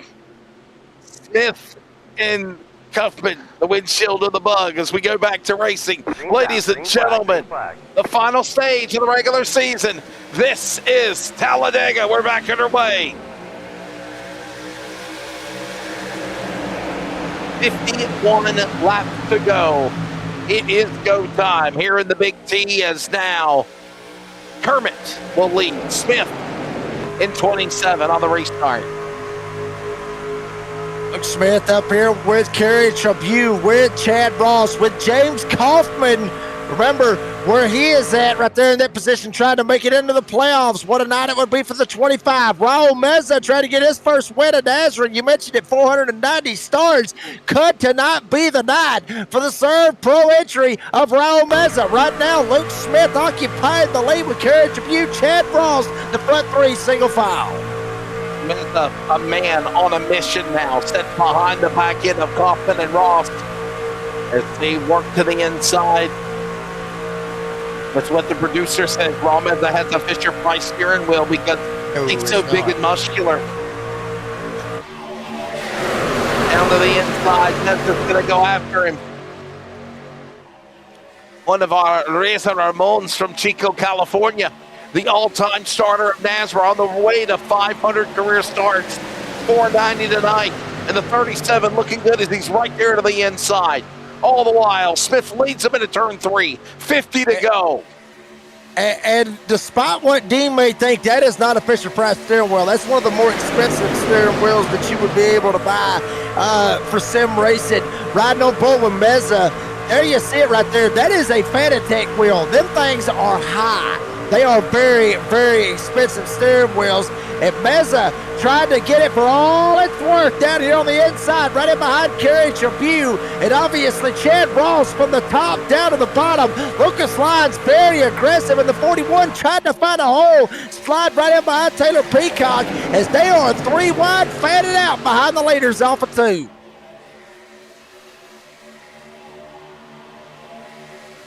Three wide. Holding on to it right now. All the while down to the inside. Kaufman to the lead in the 25 up high. Here comes the 81. That's Peacock. Right there. Working. A man that's been a regular season champion, Jacob, but when it comes down to the playoffs and a push for the title, he struggled in the 81. He wants now to punch himself in to the postseason. Oh, and by the way, remember, if you're one of those drivers that have not won this year, you want to go to the playoffs, this is the last time to do it. Win and you're in. Yeah, I mean, and Taylor Peacock, obviously one of those drivers, very, very good here in Talladega up here at the front. He's showing why he is good at it. Holiday, Brian Chew, now he will lead them. Right behind him, you got Justin White trying to secure him a spot up here into the playoffs. Lucas Lyons back there behind him. Shane Scott, good God almighty. Great Scott, if you will. Shane Scott up here into this mix. And obviously, look at Buzzy Ball going into 12. Some new players up here at the front with 48 to go. Defending champion, Jonathan Cofield chiming in. Missed you at the NASRA 500, by the way, buddy. Knew I should have just rode in the back. Stupid racetrack, LOL. So Cofield must be badly damaged, and he's out of this thing. That's now Buzzy Mongold down to the inside. Cofield out, 35th. He's out of the race. 34 trucks, Jacob Reed, still in this race as we close in to 50 to go. Unbelievable. That's Brian Chew makes the outside lane work with the push by Justin White. Newton now behind him. Here comes somebody on the bottom. It's Lucas Lyons, Mongold and Friend. Yeah, they're trying to make this bottom lane work. 33 of them right here in the pack. You mentioned 34. Craig Schroeder about 30 seconds back from this battle for the lead with Holiday. Brian Chew not wanting to give up the outside lane. Lyons trying to make it happen. Trying to pull a little side draft. Trying to get up close to the 2. Justin White trying to pull him back. Top and bottom are completely stacked. Kaufman stuck in the middle trying to get the middle lane rolling for that matter. And he is up here inside the top 10 riding on board with James Kaufman in the 25. Mayhem Racing. And now all kinds of movement going on right here. Kerry Tribune, Kermit the Frog, Luke Smith, they're going to jump up right in front of Kaufman trying to get this middle lane rolling as Lyons and Chew battle for the lead in 3 and 4. Luke Smith up the middle. He's in the number 27. Middle lane, he is there. Here comes now Lyons. He'll follow. All this goes on as they rumble through the straightaway down to the inside. Here comes Chew. Brian Chew outside. He's there. 45 to go. We are 3 wide already. Are you friggin' kidding me? Literally 3 wide throughout the rest of the field, all the way from the front, all the way to the back of this 33-car pack. More or less, actually, for the most part, there's about 7 of them single file, but the rest of them are 3 wide. Holiday, Brian Chew leads them. Lyons right there into the mix, as well as Buzzy Mongo down on the bottom side. Chew trying to jump down, get in the middle. He can't make it work. Lyons dumps it all the way to the bottom. Chew jumps back up in front of Justin White. Lyons takes the lead off of 4. Bonsais the truck sideways, really loose, inside, outside. Hold on, baby. Whoa, Nelly. Lyons could have lost it in front of Smith and Chew. Followed by Kerry Tribune in the middle. Now they push Smith back to the lead of the high side in 1 and 2. Oh, he bounces off the wall. Brian Chew into the wall. And I bet you he hollered just a little bit right there when he got up into the fence. That could have been big time loss right there for Brian Chu. Obviously, a lot of censoredness that we can't really say on the air, but obviously with Justin White right in behind him, trying to make it happen any way, shape, fashion, or form, and he's trying to tell everybody, get up here and help me. I'm trying to get to the front. Son of a biscuit. Oh. Gotta risk it for the biscuit. You're exactly right. Here, kitty, kitty. Clearance sell, everything must go. Must Mondo to run for him right now. Trying to get back into the top 5. 4 battles with Kaufman. Remember, Brady LaBeouf and Kaufman fighting for that last playoff spot. Right now, the 25 up to 4th and actually 6th now, 7th spot. And fantastic drive, obviously. Wow. You look at these guys right here, Wesley, and everybody at home. I mean, a lot of trust. I talked about this earlier on. A lot of trust being shown. Brady LaBeouf talked about it as well, with just the amount of racing and the experience being around each other and the camaraderie that this league has got. And it is showing with these old boys out here tonight, with just the moves that they're making, the experience, the confidence, and the moves that they're making. But one little slip, nobody's perfect, Wesley Allen. One little slip could be disastrous and could really play out on who can win this or who's going to win this race. And not only that, but who will make it into the playoffs and try to run for the championship for season 6. One little slip could break the hearts of many as the caution's out. Smoke bellowing on the back straightaway. A couple of trucks in the back involved. Yellow. Caution waves. Larson is involved. So is Chris Blanchard. I think Pappas is called up in at the 88 on the inside. And the yellow is out again for the 6th time. 42 to go. Coming to 41 to go in the yellow flag wave. Now, for some of these guys, some of them did not run the NASRA 500 King of Daytona. Some did, but a majority didn't. Here's a replay of what happened. That's Huck Wigginton into another truck. Everybody stacking up from there to play checkup, dropping below the apron. Wigginton's back in, bicycles up in the air. Larson spins. So does Wigginton. So does Blanchard. Excuse me. And that's why we're under yellow flag. Tyler Dittmer just missed it, by the way. I mean, that honestly looked like Huck Wigginton just snaps loose right here in front of Andrew Harris. We'll see it right here from this angle. Harris gets up on the back end. Was there contact? No, never touched him. He just absolutely just loses it, comes down the racetrack, and Harris didn't have time to back out of the throttle. He did, but he just ran out of time on it. I mean, it's a split-second decision at over 180 miles an hour. You see Dane Hagen comes in there and absolutely cleans out Huck Wigginton, and then ends up hitting the outside retaining wall. But those split-second decisions, Wesley Allen, I mean, even the best drivers, some of the best drivers can't be dead on perfect. I mentioned it a second ago. Nobody's perfect. That right there is just an instance. It's coming off turn 2. Look at the wheel. Just comes straight to the right. He tries to straighten it up. Harris is there. Innocent. This is a straight-up racing incident, but unfortunately takes out a number of trucks. Maybe not completely out of the race, but certainly they will have damage. Close enough to perfect for me as you see these other trucks pulling away from the accident. Is Alabama. Well, yes, sir. Alabama, in Alabama, pardon the pun. Damn right.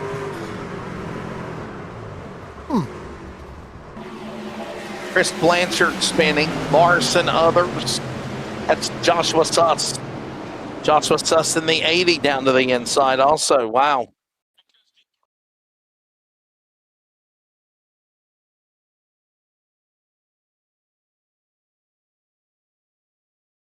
From another angle, watch this. This is Joshua Suss in the 80. Wigginton's up top. Wigginton on the inside. And there is, wow. He got hit from the back. Yeah, he got tagged in the back.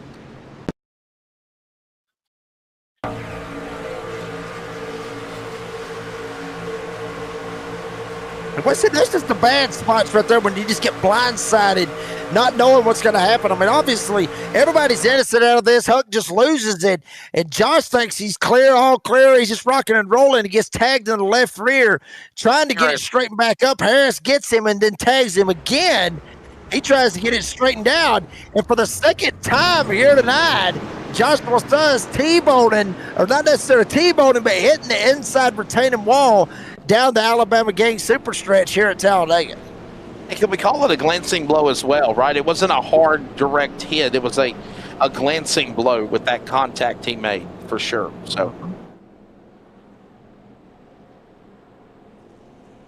So we are under, you're exactly right, and we're not done yet. Still plenty of racing left to go under the caution flag, as there is 6th caution of the race, 40 laps remaining.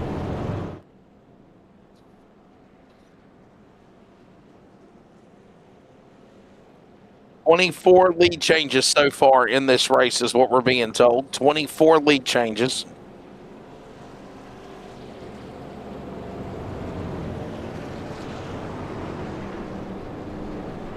There you go, repair bill.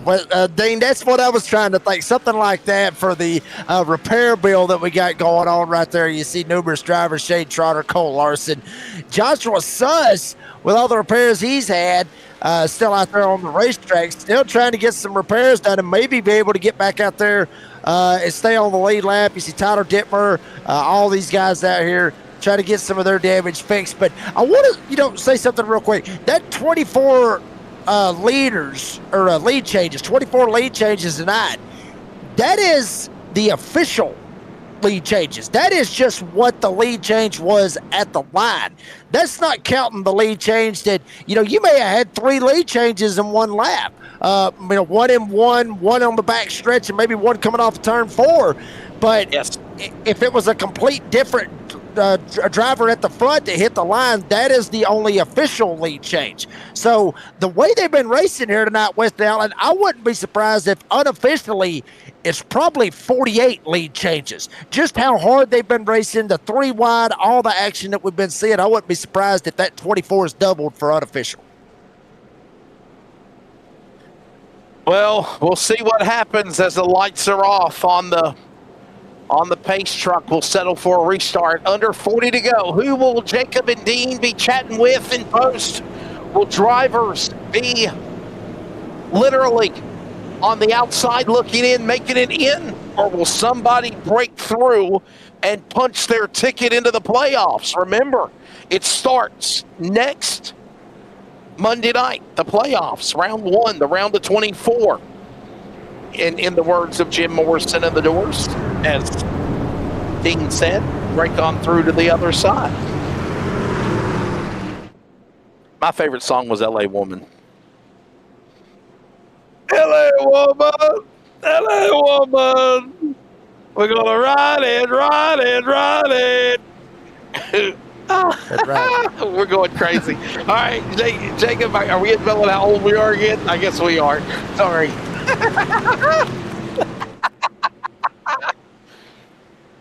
Oh, got it around the town about an hour ago. In about an hour from now, we will know who is the winner here at Talladega. City of Lights back underway. Green flag. Watch this. Smith restart over Hillbilly. What a run, by the way, from Barnett, Jacob. I am so impressed with the run for Steve Barnett tonight. Yeah, we're not surprised. Obviously, very impressive for Steve Barnett, but Barnett very, very good on these restrictor plate tracks. And always, I've raced against him a couple of times. A little bit, honestly, a little thick in the sheet metal with his truck, as he will go to the lead with Taylor Peacock giving him the shove on the outside.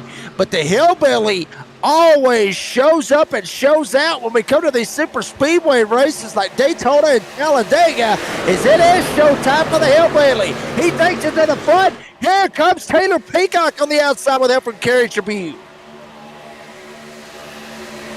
He will move. He's got big momentum. Down to the inside. Here comes Barnett with a little wiggle there from Smith. And the light goes on for the bump trap to the 2-truck tandem. Here comes new leaders. Peacock with the push by Tribune. And that third lane tries to get going again. Spiceman, Cinnamon, peeking on the bottom from Canada. Into. Damn, how many lives does the Spiceman have? It seemed like there for a while he was just getting caught up in wreck after wreck after wreck after wreck. And the Spiceman somehow has found his way up here at the front, running in the third spot, right behind Kerry Tribune and Peacock. Tribune takes it up to the front. Cinnamon, he'll go to second. Kick Peacock back to third. Barnett there to help on the inside with a 7 to Kerry Tribune leading up 4. Off up the middle in the 38 car truck, Chevrolet Black 38. Here comes down to the inside, Tribune on the bottom. Kerry Tribune now leading. How long though? Taylor Peacock up to the outside lane as they work again into 1 and 2. And that outside lane, I always look at it for these super speedways as the Dale Jr. line, and that is what a number of drivers, I talked about this a while ago, when it comes down to the nitty-gritty, that outside lane is going to have some takers and plenty of friends for Taylor Peacock to make it happen. 3 wide for the lead, going into 3. Now Peacock up front all by himself. We got a blinker, it's Cinnamon blinking big time down on the bottom side by Kerry Tribune. That's going to help the outside with Taylor Peacock to the lead. For Taylor Peacock, looking for his second win of the season. Remember, he won that caution field race that was Bristol, baby, back in December last year. Up high, Peacock now. Got some push, got some help. Justice there.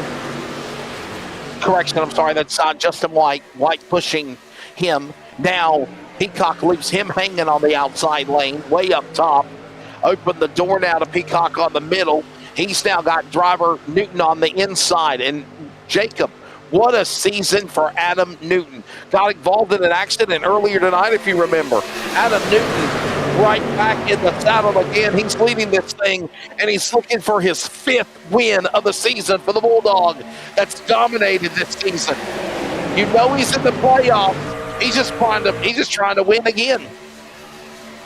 Yeah, I mean, he's pretty much got it made right here, knowing he's coming out of Alabama, probably with the damn point lead, to be honest with you, and leading in the playoff standings. Adam Newton up here at the front, but they were 4 wide working their way through the trial. J.D. Larson down to the inside of Justin White, 3 wide, as Peacock jumps back up to the front. Matt Cherry, huge shot to Peacock. They're trying to do it all by them damn selves in the middle lane. Peacock to the front. Cherry to second. Newton there as well. Had to break off that one over. Hate the engine. Chad Ross is going to be the monkey in the middle of 3 and 4. Don't forget to like, subscribe, and hit the bell on the NASRA 360 Racing Network. Leaders working up turn 4. Peacock on the inside, and they will shuffle 3 wide behind them again, led by Peacock, Newton, and then Cinnamon back up to 3rd in the orange truck 3 as they go back into the banking into 1 and 2, closing in on 30 to go.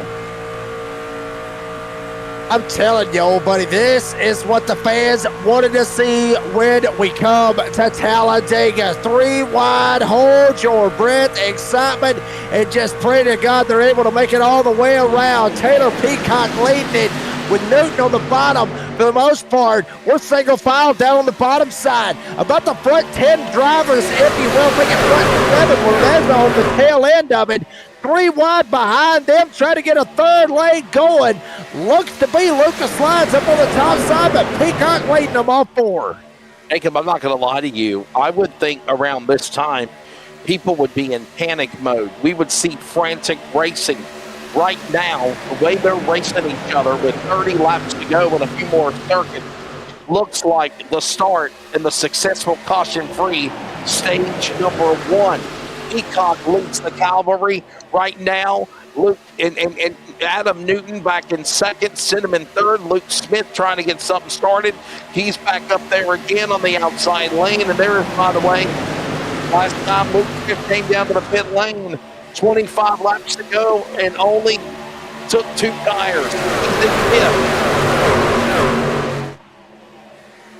And obviously, you know, Wesley, all these guys, they are going to have to make another pit stop, whether that be green or whether that be under green or under caution, depending on how everything ends up working out. But at the most part, yeah, everything kind of calmed down there for a little bit. I think everybody kind of wants to ride, try to get to the end of it, and then let's tear some stuff up here tonight on a Monday night in virtual Alabama. Buzzy Mongo trying to get this top lane rolling. Chris Blanchard back into this mix as well, riding on board with that towing company. Chris Blanchard middle way down the back trying to latch on. Get this draft going up in this middle lane, but Buzzy Mongo leading them. Buzzy Mongo trying to make a charge on Taylor Peacock up at the front. And Buzzy Mongold, you're on board with him down below, bottom right, man of the Concord, the pink Whitney shot, number 12. No, I think it's the alcohol. Pink Whitney. What is in that tire? Coming to the line, 30 to go. It looks like one of those Furby. Looks like little Furby things. One of them little Pokebands. Yeah, Pokemon. You mean? Pokemon. Oh, okay. Potatoes. Anyway. Pink Whitney, take your shot. Whatever the hell that means. We'll have to find out what he's sporting on his truck there. As right now, it is Mongo leading. 30 laps to go as Peacock goes up high. Hogan will follow. Blanchard in the silver number 9. Back up there again, and so is Peyton Johnson. And we're seeing pit stops. Some drivers are coming on the pit road. Ross Kaufman on pit road. Well, Wesley, if you're going to make a pit stop, you at least want to have somebody end up going down pit road with you. You don't want to go down pit road all by yourself. So Kaufman and Ross, at least they've got somebody to work with them, but that does open the door. Damn, we got a wreck back there behind them. Justin Lumpkin, Cody Knott, others involved. Caution out, Justin Lumpkin, Cody Knott down on the inside of turn number 2, entering the Alabama Gang super stretch. And the caution will fly. Wigington might have got a piece of it. He pulls away. Yellow is out, lap number 75. Lap number 75, working lap 76. 28 to go. And I'm thinking some of the pit exit trucks might have stacked up with the front runners and caused some problem here, Jacob. Look at this. Oh, wow. Oh, no. Man, he just got hit from behind. I mean, he got like Craig Schroeder. Wow. Yeah, well, honestly, it looked like Craig Schroeder might have checked up, and Cody Knott wasn't expecting it, ran him over, and then Justin Lumpkin, innocent bystander, hard impact. You see it right here. Watch Craig Schroeder right here. Damn. Unbelievable. I had one sliding up there in front of him. That's what stacked everybody up, and everybody was praying they didn't get involved in it. And then watch it right here with Craig Schroeder. Just drives right up. Boop. There it is. A little stack up. Dabo gets into him, sends him down in the Lumpkin. Justin White. Oh, wow. Justin White and Cody Knott and Aaron Van Rada. All these old boys just getting mixed up. Just an innocent situation. And unfortunate all these guys getting involved in it. Hey, Jacob. Jacob, I got to put you on the spot here, and it worked out perfectly because our buddy E-Wright just asked this question as well as we look at replays. Oh, hell. Craig Schroeder there getting sideways. But I was going to ask you earlier, and you said you want to wait for a caution to give your example, and you kind of bypassed it, but I'm not letting you bypass it anymore. Are you excited about NASCAR going back to the chase format, coming back? What do you think? Well, actually, that was Carriage Music got sideways. Anyway, I'm not trying to bypass the question. Just give me a second. No, you weren't. Yeah. I will say this, and I will go ahead and, you know what? We ain't done it yet. We got beef. Y'all started this. I got chicken later. Look, this is my opinion on the whole deal. I've always sat there and said with NASCAR that it needs to be a full 36 race season for the points. That is my opinion. But if you're going to have a chase, do it, the chase format, much like what it's going to be. It's a hell of a lot better than what we had because the stands was empty. It wasn't fun. To me and probably to a lot of people because everybody's been griping about it the whole damn time. So, I like it. I wish they would have dropped it from 16 drivers down to, say, maybe about 10, 12 drivers, knock a couple out. Because you don't need half the damn field going in the playoffs or in the chase. That's just my opinion. But I'll say this. Mark Martin said this earlier, and Wesley, you know this. I'm sure you've heard about it. That Mark Martin said that he was advocating. He heard the fans. They wanted a 36 race season. He wanted a 36 race season. He went there and told them louder than what the fans did, and they about ran him out of the damn room. So your 36 race season, I doubt it's going to happen. This is probably the best that we're going to get to having something close to that, and also having a quote unquote playoff format. I can't wait to see how it turns out. I hope it turns out good because I am a NASCAR fan at heart, and it's got to be better than some of the crap that's been going on here lately. And that's that's just me. It's got to be better than some of the crap that we've been watching over the past couple of years with this elimination stuff. Well, and by the way, a lot of drivers coming down pit road took fuel only. You're seeing this, maybe a couple of drivers for 2 tires, Peyton Johnson for 2 tires only, everyone else fuel only, and I don't think it's going to come down to per se tires. They're ready to go here with the finish of this race with fuel only. Remember, there is unlimited attempts at overtime if need be. There's a look at drivers making repairs. And look at where they are. Probably the best one's Chris Cinnamon. He's took 2 minutes on the clock, and he's in 7th. So he's the best guy out there right now. But no, listen, I will say this, Jacob. I think that a change needed to be made. I really did think that they were going to possibly go back to old school and go back to what was the format, if you will, of the original way that Winston Cup done it back in the day. And I think that they still want to have that they want to try to have that flash and pizzazz of having a format at the end of the regular season. And I think that this is the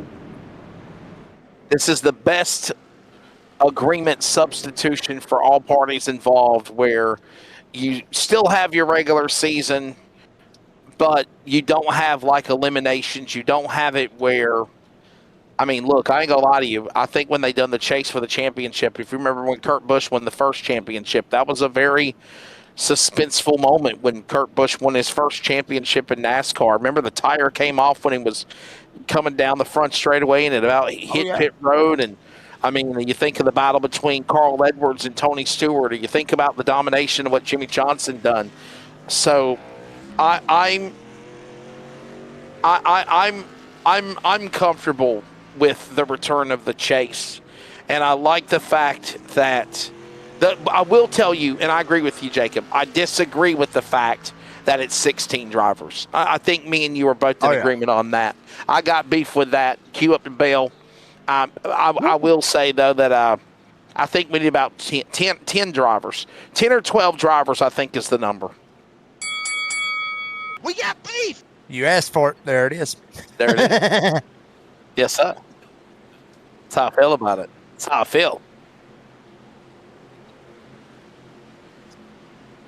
I got chicken tonight. Yes, sir. I got some chicken.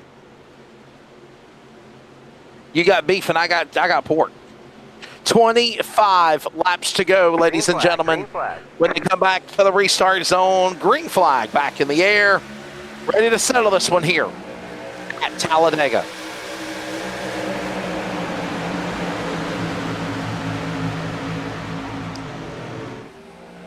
I'll say this one thing right here. Dean wants me to go ahead and say it. Everybody knows 25 to go. It's Dega, baby. Here we go. Chad Ross, Taylor Peacock, James Kaufman, Andrew Harris, Buzzy Ball going up here in the top 5. Chad Ross leading this thing.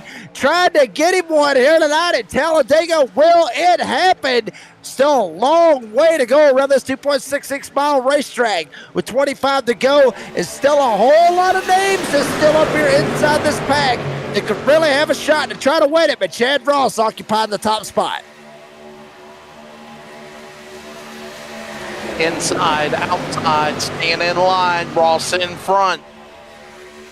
Ross in that top position, down to the inside. He's got Peacock, he'll follow him. Up top, here's the 81. Give him room.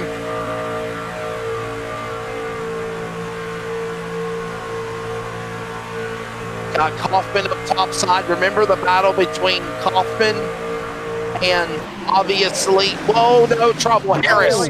Peacock and Kaufman collected. Brian Chu, Smith around, Harris around. Trouble back straightaway. Alabama gang super stretch. Another caution with 8th caution of the night. Lap 80. Wow. The intensity's going to be a picking up right here, Wesley Outlaw, with all that's going on. You see Harris right here on the bottom side with Ross in front of him.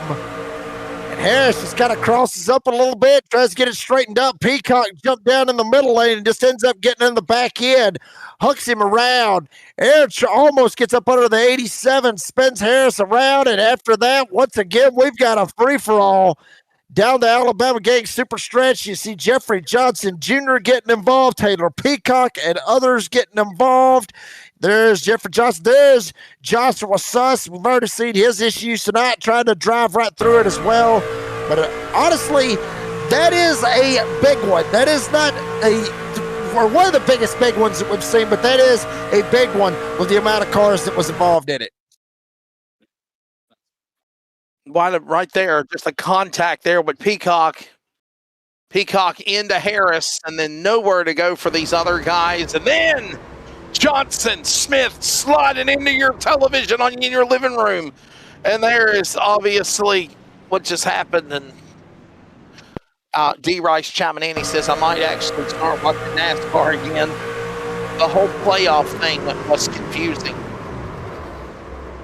I mean, I don't per se think the playoff thing was confusing. The bottom line was this. You had to win. You had to win. You had to constantly win. You had to win to advance. You had to be in the points, in the cutoff line. And now, Jacob, now you've got 10 weeks, 16 drivers, and there's not going to be elimination races. There's not going to, I mean, we might, listen, I'll say this and I'll drop the subject. It might become a success and it might be a farce at the end of the year when they get to Homestead. That's the honest truth, Jacob. Yeah, I mean, and Wesley, you mentioned this a second ago on, what I would think, if NASRA was to adopt that particular playoff and everything. And I tell you what, yeah. I want to save that for the door banging download. I really do, because I feel like, I feel like that would be a heated discussion because there may be some things that I would say that would not be proper for the NASRA 360 Racing Network. So maybe I will save my comments for that one. I've already got it in my notes to talk about it on the next episode, which I'll be putting out a new episode this week. Hang on a minute. Can you give us a PG-13 version? Can you do that? I mean, rated R. Can you give us a PG? I tell you what, I'll give you a sneak peek on it. I'll give you a sneak peek on it. This is my opinion, and y'all know me. This is my opinion. If you don't have the elimination style of it, and it was points, and somebody like Adam Newton or somebody come out there and started running away with it by the last 3 races, nobody would show up. That's just my opinion. Interesting. Just say the hell with it. Why be here? Why be here if I ain't got a shot to win the championship? People would leave. They wouldn't show up until next season. That's just my opinion. That's the PG-13 version of it, which it is BS. There's your PG-13. There you go. We got beef, we got pork, we got chicken. Yep. We got Vegemites with Dean Hopton, Vegemite sandwiches. Yeah. Well, there you go. There's the thoughts of what Jacob has to say. We'll step away. We'll go to a break. The finish, hopefully, from Talladega next.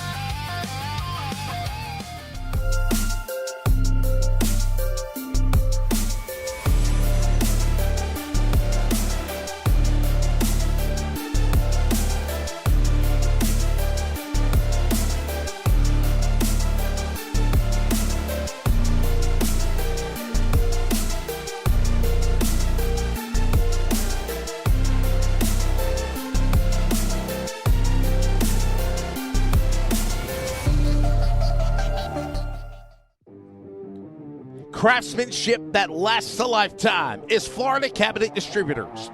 With over 20 years in business and 39 years of woodmaking experience, they proudly serve Northeast Florida to Southeast Georgia, delivering custom woodwork that combines precision, beauty, and durability. Whether you're dreaming of a custom kitchen, bathroom vanity, fireplace and mantel, entertainment center, outdoor kitchen, or even a full library, we can build it at Florida Cabinet Distributors, exactly the way that you envision. Hey, no project is too big or too small. If it's made of wood, Florida Cabinet Distributors can make it.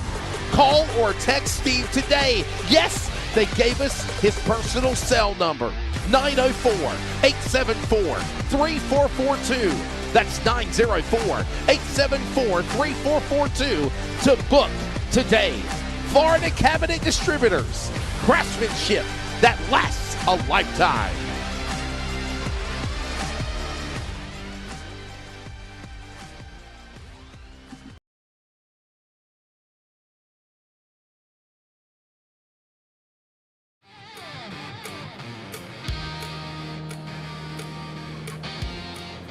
Tune into the door banging download this week, audience. That's all I'm gonna say. Door banging download on all of your podcast platforms and outlets with my buddy, the redneck announcer Jacob Reeves, and we ain't got beef. We got cows.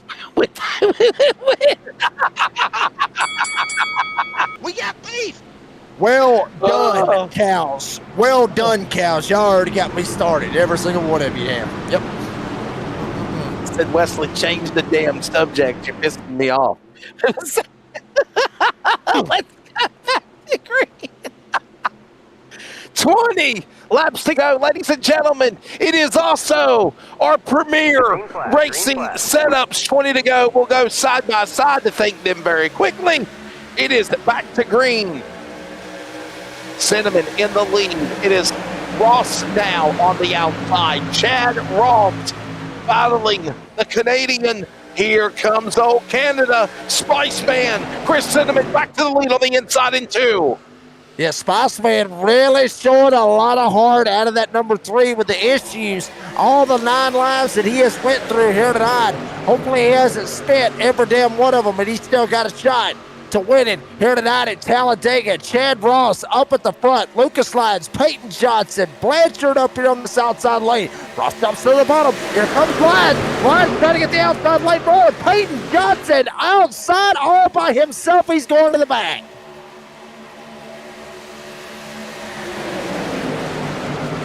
Free falling.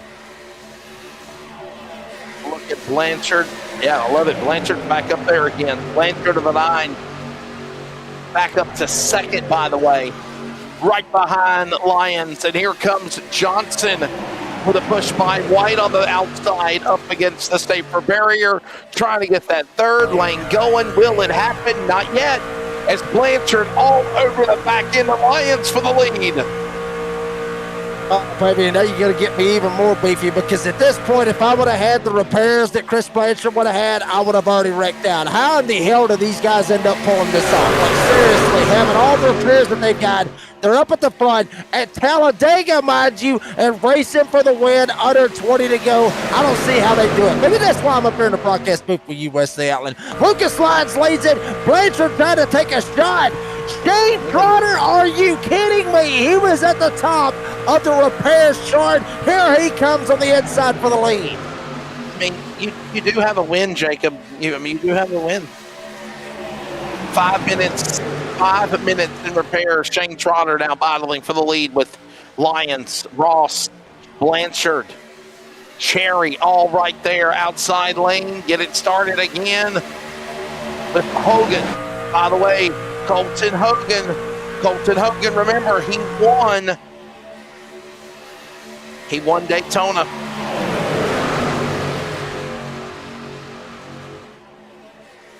Wow. You tried to hold on. God almighty. Now Shane Trotter right in behind Blanchard, trying to get him lined up. Lyons with Cherry up top to help. Tyler Goodwin, a new name up here at the front, trying to mix it up. And literally at this point, Wesley Outland, I think they have literally said the gloves are off. We're throwing haymakers here tonight at Talladega with 17 laps to go. And yeah, why not? We'll go ahead. We'll ring it. Hell yeah, why not? We got beef.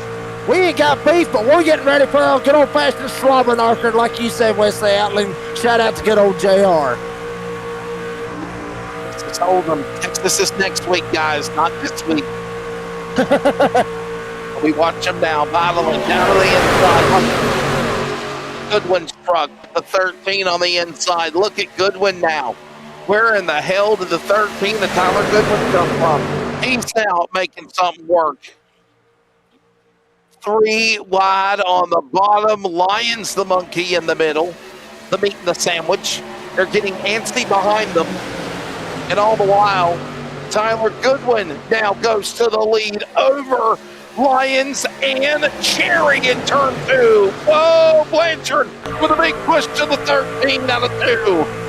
And all that movement right there going on in the corners is really got to be scaring some of these guys. Some of them may end up dropping down below the double yellow line, backing out of this, not wanting to have anything to do with it, Wesley Outland. Just a whole lot of movement. Watch the movement over here in 3 and 4. You see the top side right there with Hogan. They're coming down, getting no carriage of you, trying to pull the side drift, pull them back. Middle lane's getting down on the bottom side, and even the middle lane, some of them even going up to the top side. Eventually, door banging will happen, and all hell's fixing to break loose here tonight. Now Matt Cherry to the lead, 15 to go at the line. While Meza up in the top 5. Here comes the all-time starter of NASRA. Career start 490, and he's in the top 5 looking good. Looking very, very good, and I don't mean to that damn tank top. I mean he is rolling here tonight. Kerry Tribune in front of him, and obviously there's the hillbilly. Steve Barnett getting smack dab into the middle of this, right in behind Colton Hogan. Hogan, you mentioned it a while ago, your Daytona winner in the 5 Toyota of 35 spots from where he started here this evening.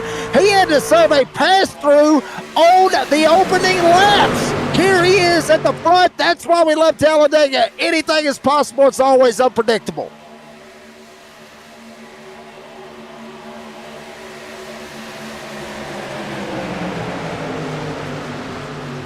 Outside, Luke Smith. Here comes Kermit the Frog, as they were getting really wicked loose behind them a moment ago. And now, big push by Roger Diebold as Shonk is there. Jaws, number 14. Oh, Colton Hogan got the 45 of Cherry on the bottom. And what goes on? Diebold, oh, got trouble! Diebold around, going around, crash in turn number 3. Cue up the Jaws theme. The big one just happens. Lap 91. Big trouble. Wow. Yeah, I ain't got the Jaws theme on that one, but I will say this. As hard as they were racing, I will throw this one in there. That is unfortunate because they were looking good. And then, Wesley, I talked about it a second ago. The pot, the lid on the pot was literally fixing to bust clean off of the lid or off of the pot. The lid just completely busted off and landed into the next room. Watch it again. Diebold in behind Luke Smith. You got Tyler Dittmer right here in the 4. He hits Smith. Diebold has to get out of the gas, and Dittmer ain't expecting it. Ends up tagging him in the right rear, sends him around. Hillbilly goes around. I think that was Justin White that might have got a piece of it in the comp century right there that ends up going up into the air as well. Numerous trucks sliding around. You saw the Hillbilly up at the top left. But it all happened with a bad bump draft from Diebold getting into Smith, knocks him sideways. Dittmer tries to lift, not able to do it. How the hell Dittmer did? Well, there, right there, that's exactly how Dittmer didn't wreck, is because he got saved because the Hillbilly got turned by your stage 2 winner, Peyton Johnson. Another look at it again. Watch this on the back straightaway. What a tough break, by the way, for Steve Barnett, the Hillbilly, as well. Watch this going in here, but just pushing, shoving. There's the contact right there as Diebold gets turned from Tyler Dittmer. And then Diebold, everybody checks up. Johnson checking up into Barnett, into these other guys. The cops truck crashed there and crossing over the tunnel turn.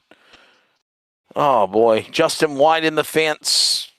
Raw Meza in the grass. Raw Meza driving in the grass on the bottom of the apron. And that would be your second big one of the evening, to be honest with you. Just as big as that wreck was, numerous drivers, some of them even up in the air, riding on board with the Serb Pro entry of Raul Meza. And this is going to be a bad one right here. The 37 gets tagged. I think he might have saved it. He might have got through it. I was fixing to say, I think he might have wrecked out, so maybe he can play on his phone all he wants to, but no, sir. You still got racing left to go with Raul Meza. And go figure, he's on his phone. I think he's on his phone. I can't tell. And, no, he's got a smile on his face. He says, hey, man, I'm still in this thing. I got this. I still got it. I'm in it. I'm in it to win it.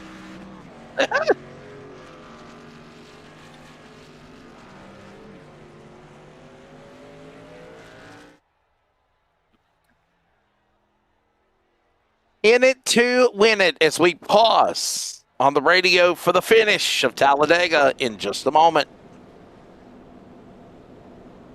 Local radio brings people together like never before. It's a beautiful hometown weekend out there. We've got your local stations keep you informed and involved with music, talk shows, and real-time news updates you can trust. We are live and local. We are America's broadcasters, connecting you to what matters most. Text radio to 52886 and tell Congress to support your local radio stations. Message and data rates may apply. You may receive up to 4 messages a month, and you may text stop to stop. This message furnished by the National Association of Broadcasters. We now pause for station identification. This is the Community Radio Network, WCRN, 87.9 FM, Clayton, Garner, Smithfield, North Carolina. Proud to be in the USA. We are CRN. Wesley Outland with you, Jacob Reeves, Bigglestein Hopton. Finish coming up for this one. Who will Dean? No, we're not jinxing him, Dean. Don't do that. Raul Meza up 31 spots to 7th, and he wants to jinx him and bring him in, and he'll crash. He almost got caught up in an accident a moment ago. We are. 1 to go indication. No, if we get another yellow, we'll bring him in. How about that?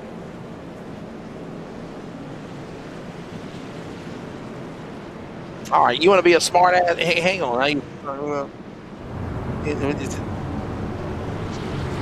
Nobody calls me chicken, okay? This ain't Back to the Future. I'm Marty McFly. Yep. Shut up,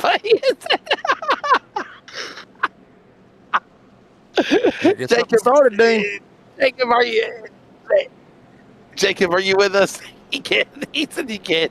Oh, I'm here. I'm just, Dean, you starting something that you can't finish right here. I wouldn't do it. I wouldn't do it. All good. He's all good. Right, check the ass, can't cash. Is that what you said? Yeah, there you go. Yep, there you go. Yep. Yeah. My goodness. We got a lot of them going on right now.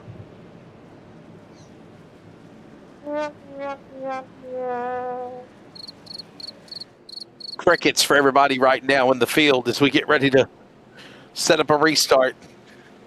And Thank you for everybody for joining us. Thank you as we get ready for a finish of this one here. Lap 94 of 104, Jacob. It will be 10 laps to go when they take the green.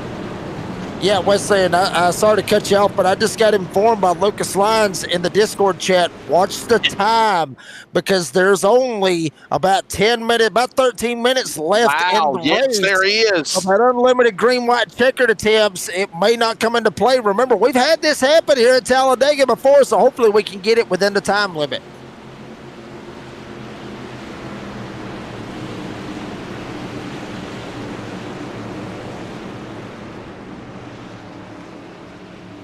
Very good observation as we come back to green. 10 laps to go, under 12 minutes remaining on the clock.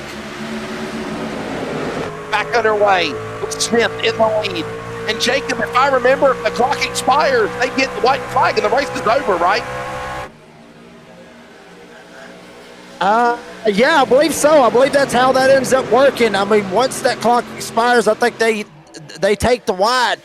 I mean, no matter how many laps it is, but if they can keep it clean and get it down, at least if you want to wreck one more time and get a caution, wait till the damn green-white checkered is, and then you ain't got nothing to worry about. I think you should be able to pull it off. But now they're going to try to mix it up. Peyton Johnson gets shoved down to the inside. Jason Morales down there as well. Luke Smith, Matt Perry, Kerry Tribute, Colton Hogan, and also Jason Morales up here in the top 5.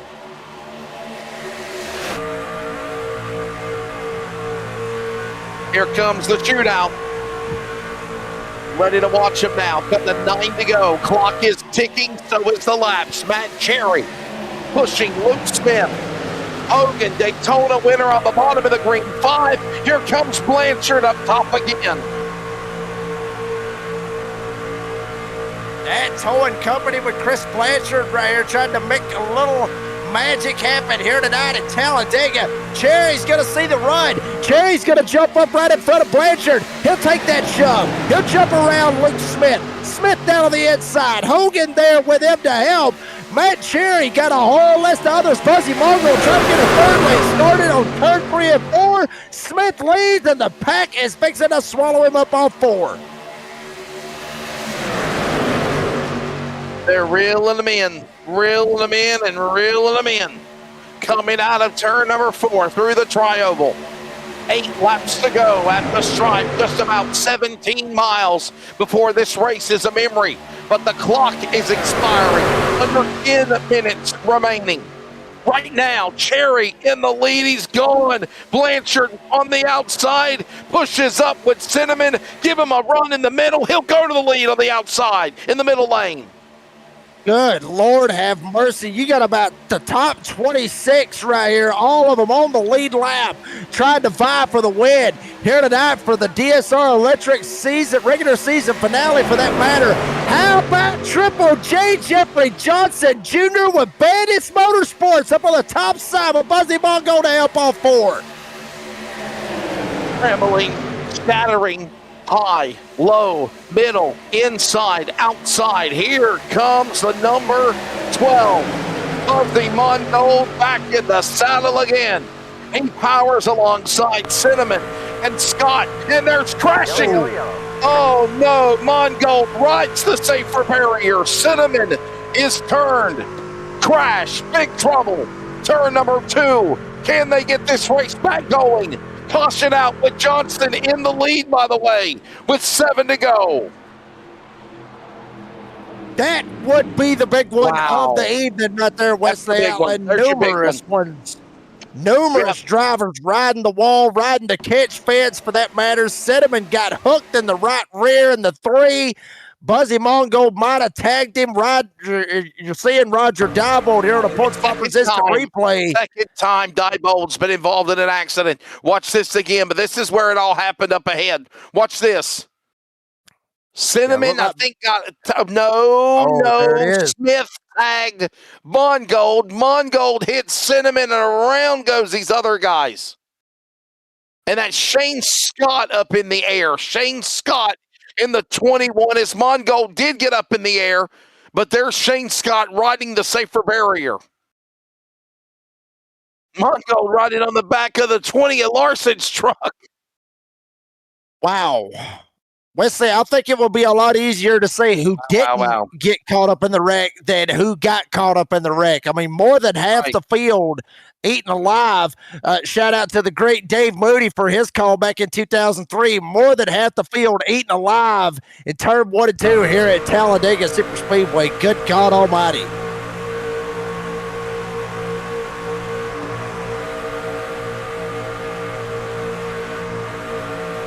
Replay. Watch it again. Oh, my. Oh, boy. Shades of Martin Truex. Good Lord. What heartbreak. What heartbreak.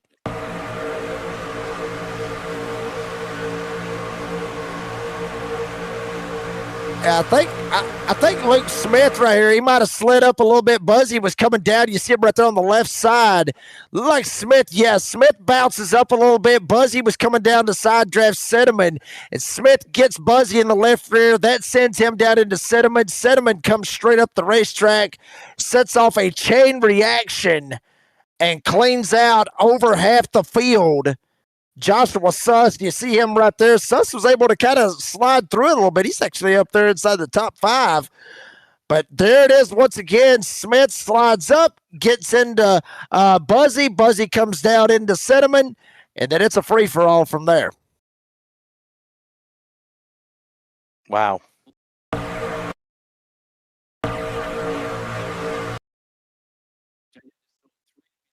Watch this again. Look at this one more time. And heartbreak for Buzzy Mongold, man. He was right up there. Shade Scott as well. Great Scott, as Dean always says. We've been talking a lot of Back to the Future references. Wow.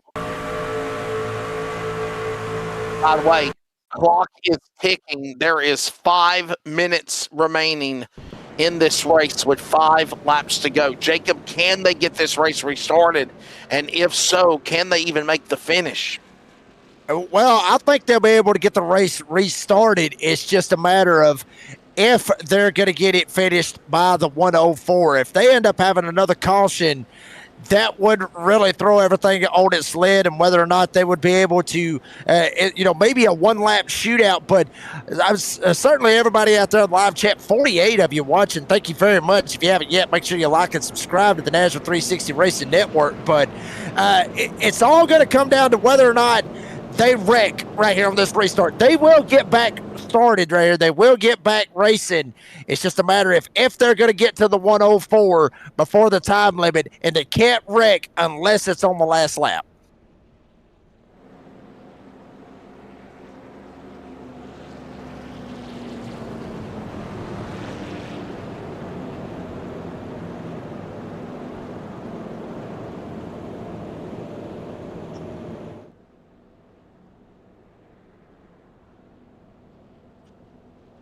Well,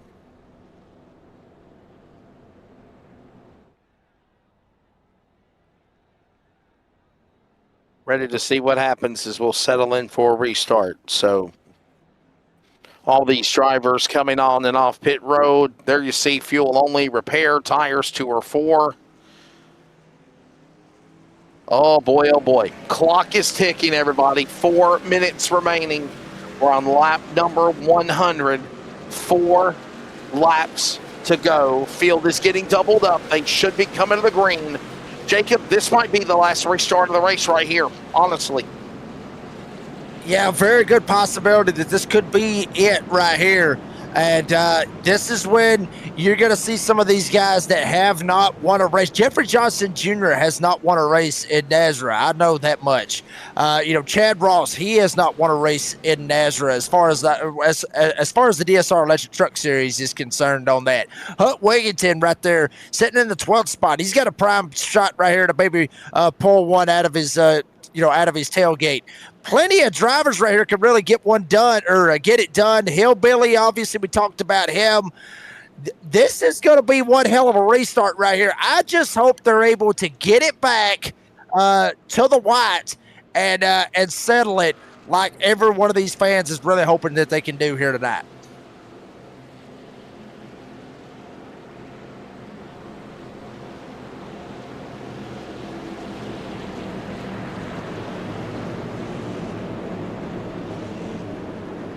Chris Blanchard right now in third, and we mentioned Chris Blanchard, one of those guys that a big part of NASRA, not only with his company, Blanchard's Towing and Recovery, now known as That Towing Company, 206 career start. He does have wins. He has 12 career NASRA wins. Will lucky number 13 come at Talladega? Keep an eye on him. Johnson. How about Jeffrey Johnson? Jeffrey Johnson the third. He's a guy in his 286 career start that has never won in NASRA. By the way, last time we were at Talladega with the Cup cars. Remember, Indianapolis on Wednesday with the NASRA Cup Series.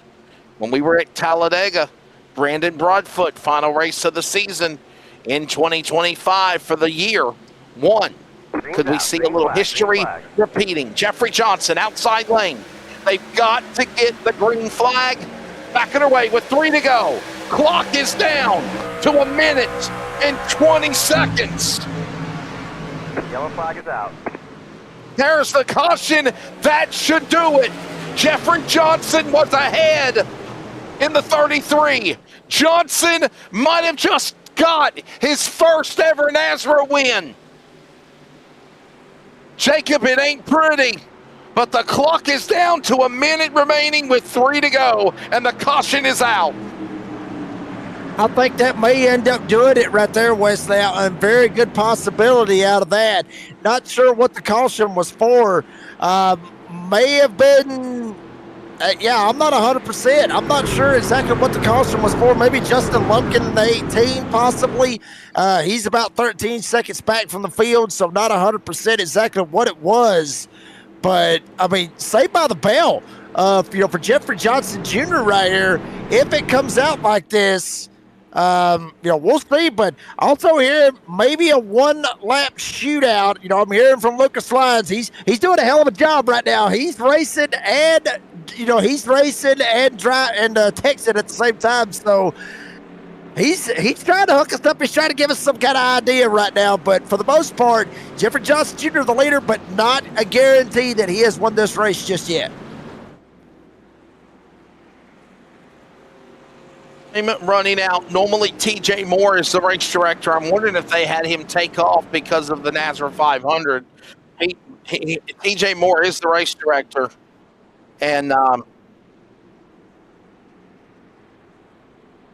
Jacob, the clock is about to expire.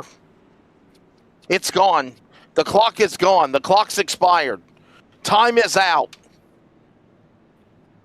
This race might finish under caution, and it looks like it could be Jeffrey Johnson holding off Jason Morales. Jason Morales did have a move on the inside, but the 33 was in the lead at time of caution. Jason Morales already a winner of NASRA. He's got 4 career wins. He's looking for his 5th. My question is, what happened to trigger the yellow flag? Green. He's in front, and there you see Morales start to pull away. And I got to wonder if a truck, we need to go from the front of the field, maybe about mid-pack, Dean, and show the rear view camera and see if maybe we could find something that happened here. Oh, there it is. There. There. Is that Kaufman? I think it's Kaufman in 25. No, it's the 18. Justin Lumpkin. Lumpkin lost it. Justin Lumpkin. And the race is over. Jeffrey Johnson is going to win this race. Ladies and gentlemen, the race is over. Checkered flag is going to wave. Jeffrey Johnson, you are a winner of NASRA. It's not pretty, but the man from Columbus, Indiana, has scored his first ever victory in the NASRA DSR Electric Truck Series 250 at Talladega. Wow, got him one, like you said, Wesley Allen. It ain't pretty how he done it, but damn it all, it doesn't matter how you end up getting it done. It does not matter. You get your win in NASRA, you take it, and you run with it, son. And Jeffrey Johnson Jr., first career win in NASRA. Wesley, I know what the feeling is like to get your first career win. I've been teammates with Jeffrey Johnson. And you see the love right here. Lucas Lyons, Bandits Motorsports teammate.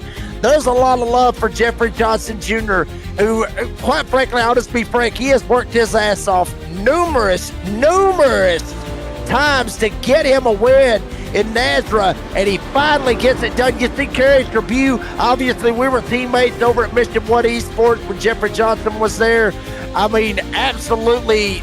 I bet you right now he's going to have him a cold one here tonight. This damn well worth it. My Pittsburgh Steelers are eliminated from the playoffs. I guess they played like crap tonight. Go figure. They need to fire Mike Tomlin. They need to fire damn Aaron Rodgers. He needs to retire. Jeffrey Johnson, ladies and gentlemen, is a winner. You're damn right I got beef. Jeffrey Johnson, first career win. We got beef. The man out of Columbus, Indiana, will celebrate. I was going to go back in DVR and watch the football game. Ain't no damn need to watch it now. Just being honest, chicken and sadness. Jeffrey Johnson is going to pick up the victory. Jacob, you remember your first. I know you remember your first. You remember your first. You stupid. Touché, sir. You remember your first career win, is what I was trying to say. You pervert. Jeffrey Johnson picking up the win. Dean and Jacob carry you guys the rest of the way for post-race, as I've got to get ready for another broadcast obligation. Jason Morella, Steve Barnett, 1, 2, and 3. Gary Tribune, Colton Hogan, your top 5. Raw Meza, Chris Blanchard, Chad Ross, Tyler Goodwin, Huck Wigginton. What a way for the 0-0, Jacob. How many times has that guy crashed? He's like a cat with 9 lives. He bounces back with a top 10. Yeah, there was a bunch of them with 9 lives here tonight. And obviously, Tyler Dittmer coming home with the 11th spot, with Peyton Johnson, Stage 2 winner, ends up getting 12th. Craig Schroeder gets 13th. Holiday Brian Chu with 14th. Bulldog Adam Newton coming home 15th. Pretty good season so far. Will he be able to pull it off in the points with Roger Dabo, Chris Cinnamon, Buzzy Mongold? That is the top 18. And the rest of the top 20 we'll find here once we slide up. And then Cody Knott and Cole Larson being the top 20. Rest of the finishing order will be James Kaufman, Shane Trotter, Justin White, Joshua Suss, Justin Lumpkin, by the way, that brought out that last caution. He'll finish in 25th. Matt Cherry, Luke Smith, J.D. Larson, Lucas Lyons, Shane Scott up in the air, crashing out 6 laps down, 29 on the lead lap with that's your top 30. Then Andrew Harris coming home with 31st, and Taylor Peacock 32nd, Aaron Van Rada, Dade Hagan, Jonathan Cofield 35th, Phil Pappas, Robbie Richards, and Brady LaBeouf. Unfortunately, Stage 1 winner, he will come home dead last, 38th here tonight, with TJ Moore being the race director. Well, there it is. Jeffrey Johnson III will celebrate as a winner of a NASRA family. He's also in the playoffs in his 286th career start. Finally, a winner of NASRA. Jacob and Dean carry you guys the rest of the way. I'll be back on Wednesday. with Dean and the NASRA Cup Series returning for 2026 at Indy. Don't forget about Tops Trucks at Bristol Friday. We've got the NASRA Progressive Endurance Series next Tuesday, and the playoffs for the trucks of Monday night begin next at Texas. For everybody at NASRA, I'm Wesley Outland. We take a break. Jacob, Dean, post-race presented by Florida Cabinet Distributors is next. Congratulations, Jeffrey Johnson, the Indiana driver, wins his first NASRA victory.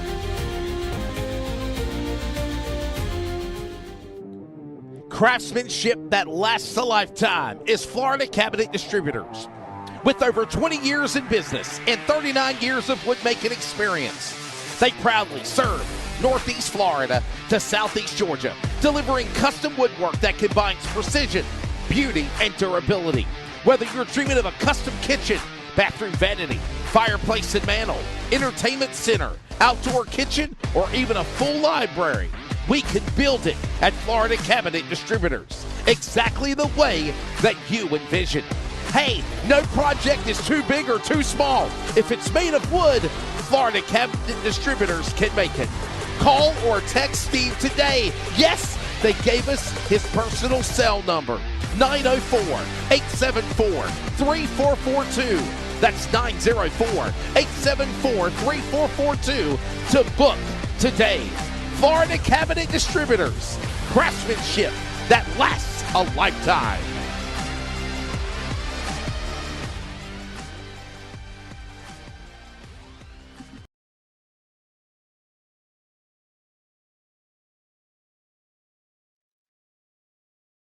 Back here at Talladega, DSR Electric Truck Series Season 6 regular season finale is in the books, and it's about damn time. Triple J, Jeffrey Johnson Jr. from Columbus, Indiana, gets the win. Me and Jeff, we've been past teammates from Mission 1 Esports.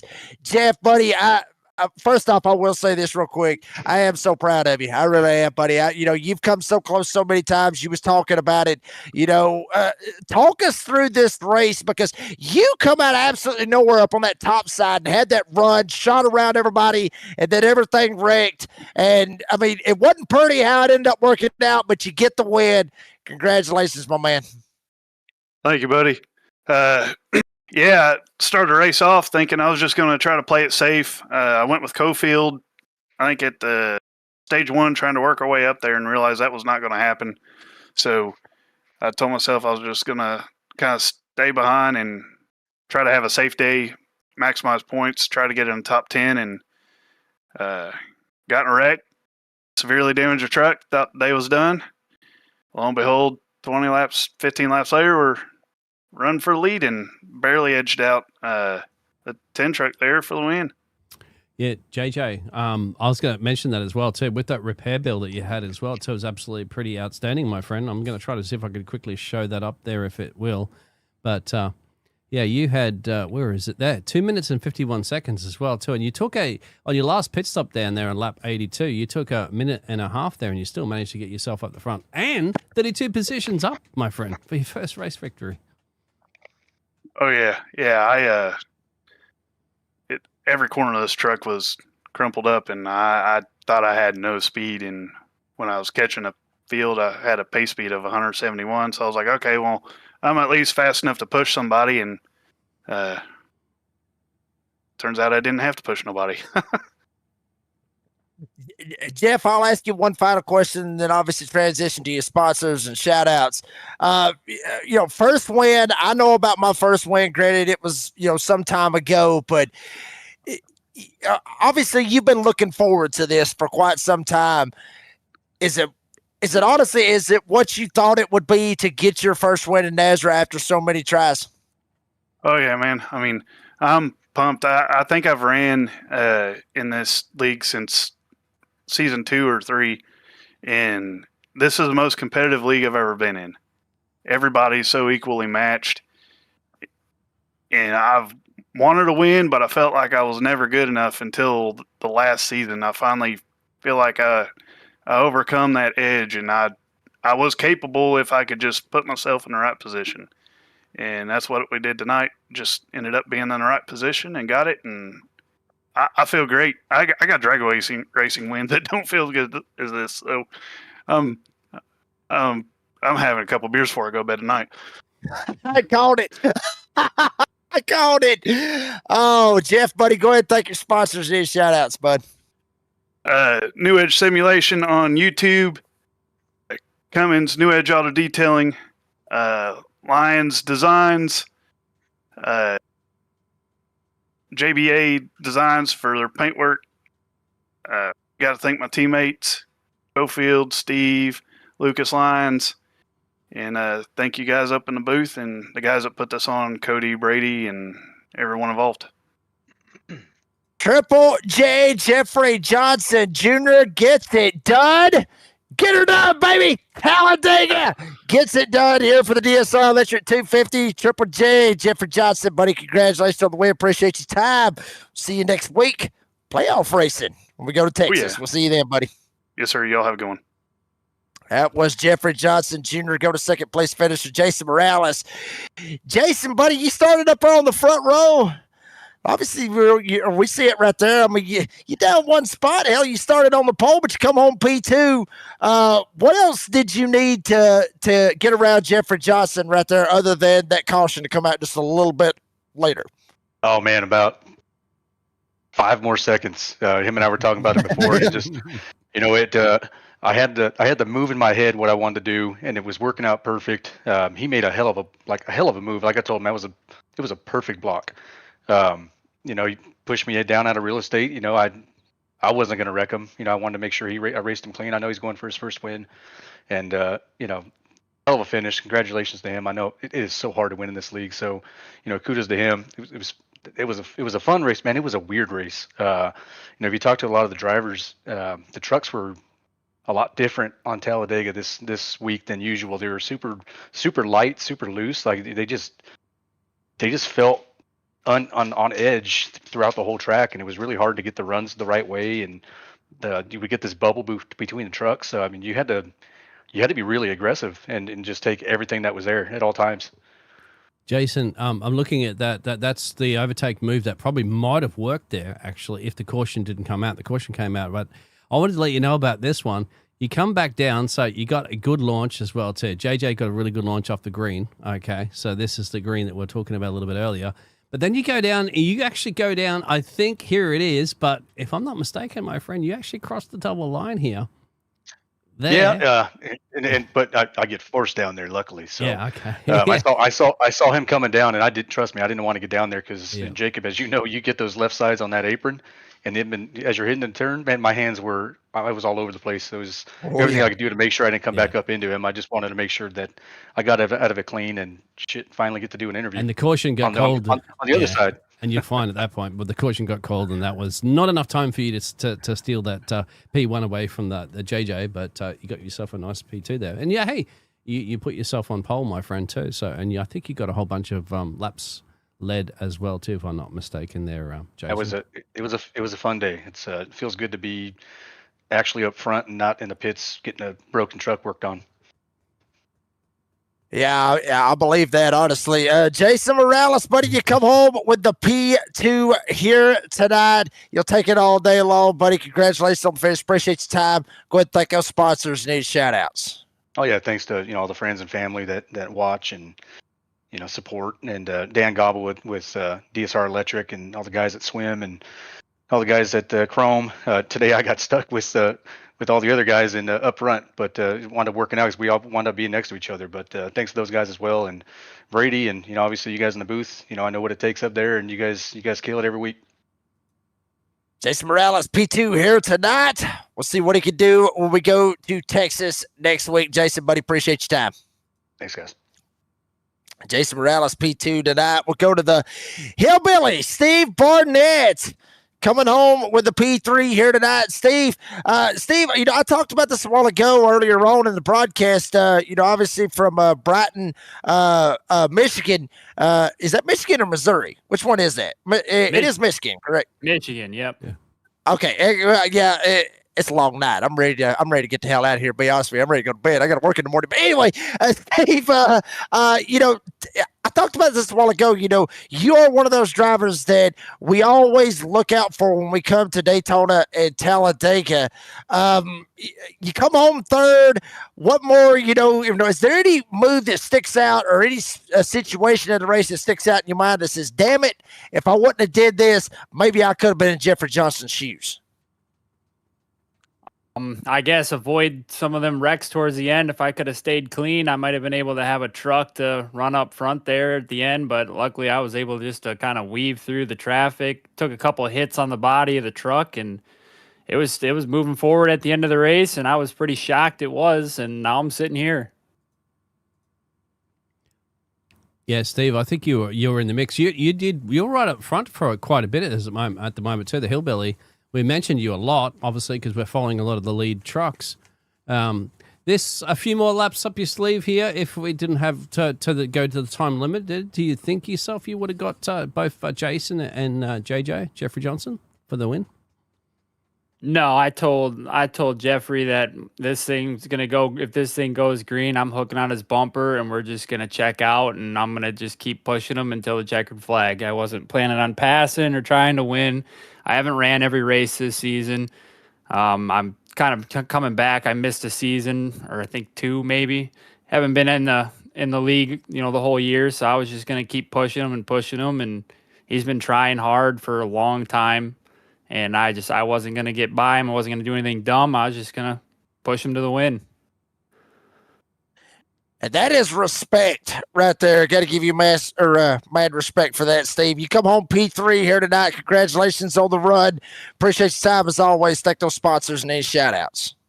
Yeah, shout out to my team, Jeffrey and Jonathan and Lucas and Bandit Motorsports, Hillbilly Custom Baits, Fur and Feathers, Lucas 3D Design, and shout out to my dad sitting on the couch, probably still waiting for me to shut up so he can go to bed. Sound like a plan on that one. The Hillbilly, Steve Barnett, coming home with the P3. Steve, buddy, congratulations on the finish. Appreciate your time. We'll see you in Texas next week, bud. See ya. That was Steve Barnett, comes home with the P3 here tonight. And wow. Dean, buddy, we love Talladega. We love Yeah. this place, baby. We go and playoff racing next week. Not 100% how everything will line up. Still got to get, some stuff lined up. They got to calculate the points, all that cool stuff. But we'll have a grid ready for Texas next week. But obviously, Talladega, it's in the books. Sir, always great working with the best damn producer in the business. Your final take here tonight. Yeah, no, I actually thought this was a fantastic race there, Jacob. I mean, we had no cautions to stage 1, 25 laps. We had only just a handful, really, into stage 2. And, of course, you could expect it. You said that in the green room too, didn't you, Jacob? You said, it's Talladega, baby. We're going to have a few one of those big ones. We had a couple of big ones there. They did put a couple of those drivers out, some of those Top Guns. But these are also Top Gun drivers that have locked themselves into the playoffs as well too, Wesley, Jacob. So they're not too bad. They're still sitting pretty. Speaking of that, in a moment, you got Newton, of course. None of these drivers are up the top here. Luke Smith, Jonathan Caulfield went out early. He was in the chat there. Taylor Peacock, they're in. Peyton Johnson, they're in. Roger Diebold's looking pretty good. He was in some wrecks. Cherry, Harris, Chew. But look at that, JJ. He's okay now. He's got himself a lock in there, so he's got to. But it's more about this little battle further on down the field, isn't it? With the likes of Joshua Suster was doing fantastic. Buzzy Mongold, Raul Massa. Raul Massa, I think, finished in P6. I think Buzzy ended up getting wrecked out there. Joey couldn't be here tonight. I remember him saying he's got baby duties. You know about that one, Jacob. Cody Knott, Shane Scott with one of those crashes there late as well too, Tyler. And so it's a big scrabble here at the moment for the final points that you can get yourself locked in, of course, to those playoffs, Jacob.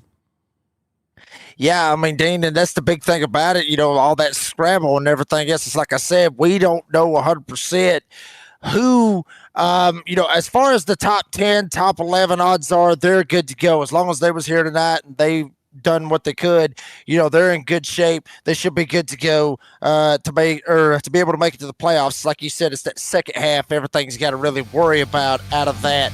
Folks, I love Talladega. I talk about it all the time. I sound like a broken record every time we come here. I love this place. It's very, very near and dear to my heart. Hopefully one day I'll be able to take my son here and show him the kind of entertainment that we saw here tonight. Maybe not with the DSR Legend Truck Series, but maybe NASCAR anyway. But I love this place. And that is going to do it for this broadcast. Got to give props to my old teammate, Triple J, getting the win here tonight. Big on him. Congratulations on him on the win in the Florida Cabinet Distributors Victory Lane. But like I said, that's going to do it for this broadcast. Thank all our great sponsors. Oh, God, as long as this damn wall over here. DSR Electric for the title sponsorship of the series. Cops, Premier Racing Setups, Florida Cabinet Distributors, Darren's Detail and Shine, you name it. I mean, just all of them. I'm sorry if I missed one. I'm sorry if I left one out. There's just so many great sponsors that really help this league and make it really what it is. Shout out to the drivers. You put on a hell of a show each and every week. Fans, y'all come out in big numbers. Hell, I saw 50 live here tonight on the NASRA 360 Racing Network. Thank you very much, each and every one of you. If you haven't yet, make sure you like and subscribe to the NASRA 360 Racing Network. Brady the Buff, Cody Knott, for always showing us love, letting us come up here in the broadcast booth and entertain you, the fans. For the best damn producer in the business, Australia, Dean Optum Biggles, and also for Wesley Outland, I'm the redneck announcer, Jake Reeves. Said as always, safe, be kind, be fast. Talladega's in the books, baby. We're going playoff racing next week at Texas. Get yourself ready. Go a little two-step. Get them 6-shooters of the cowboy hat ready. We're ready to rock and roll next Monday night for the DSR Electric Truck Series at Texas. We'll see you there.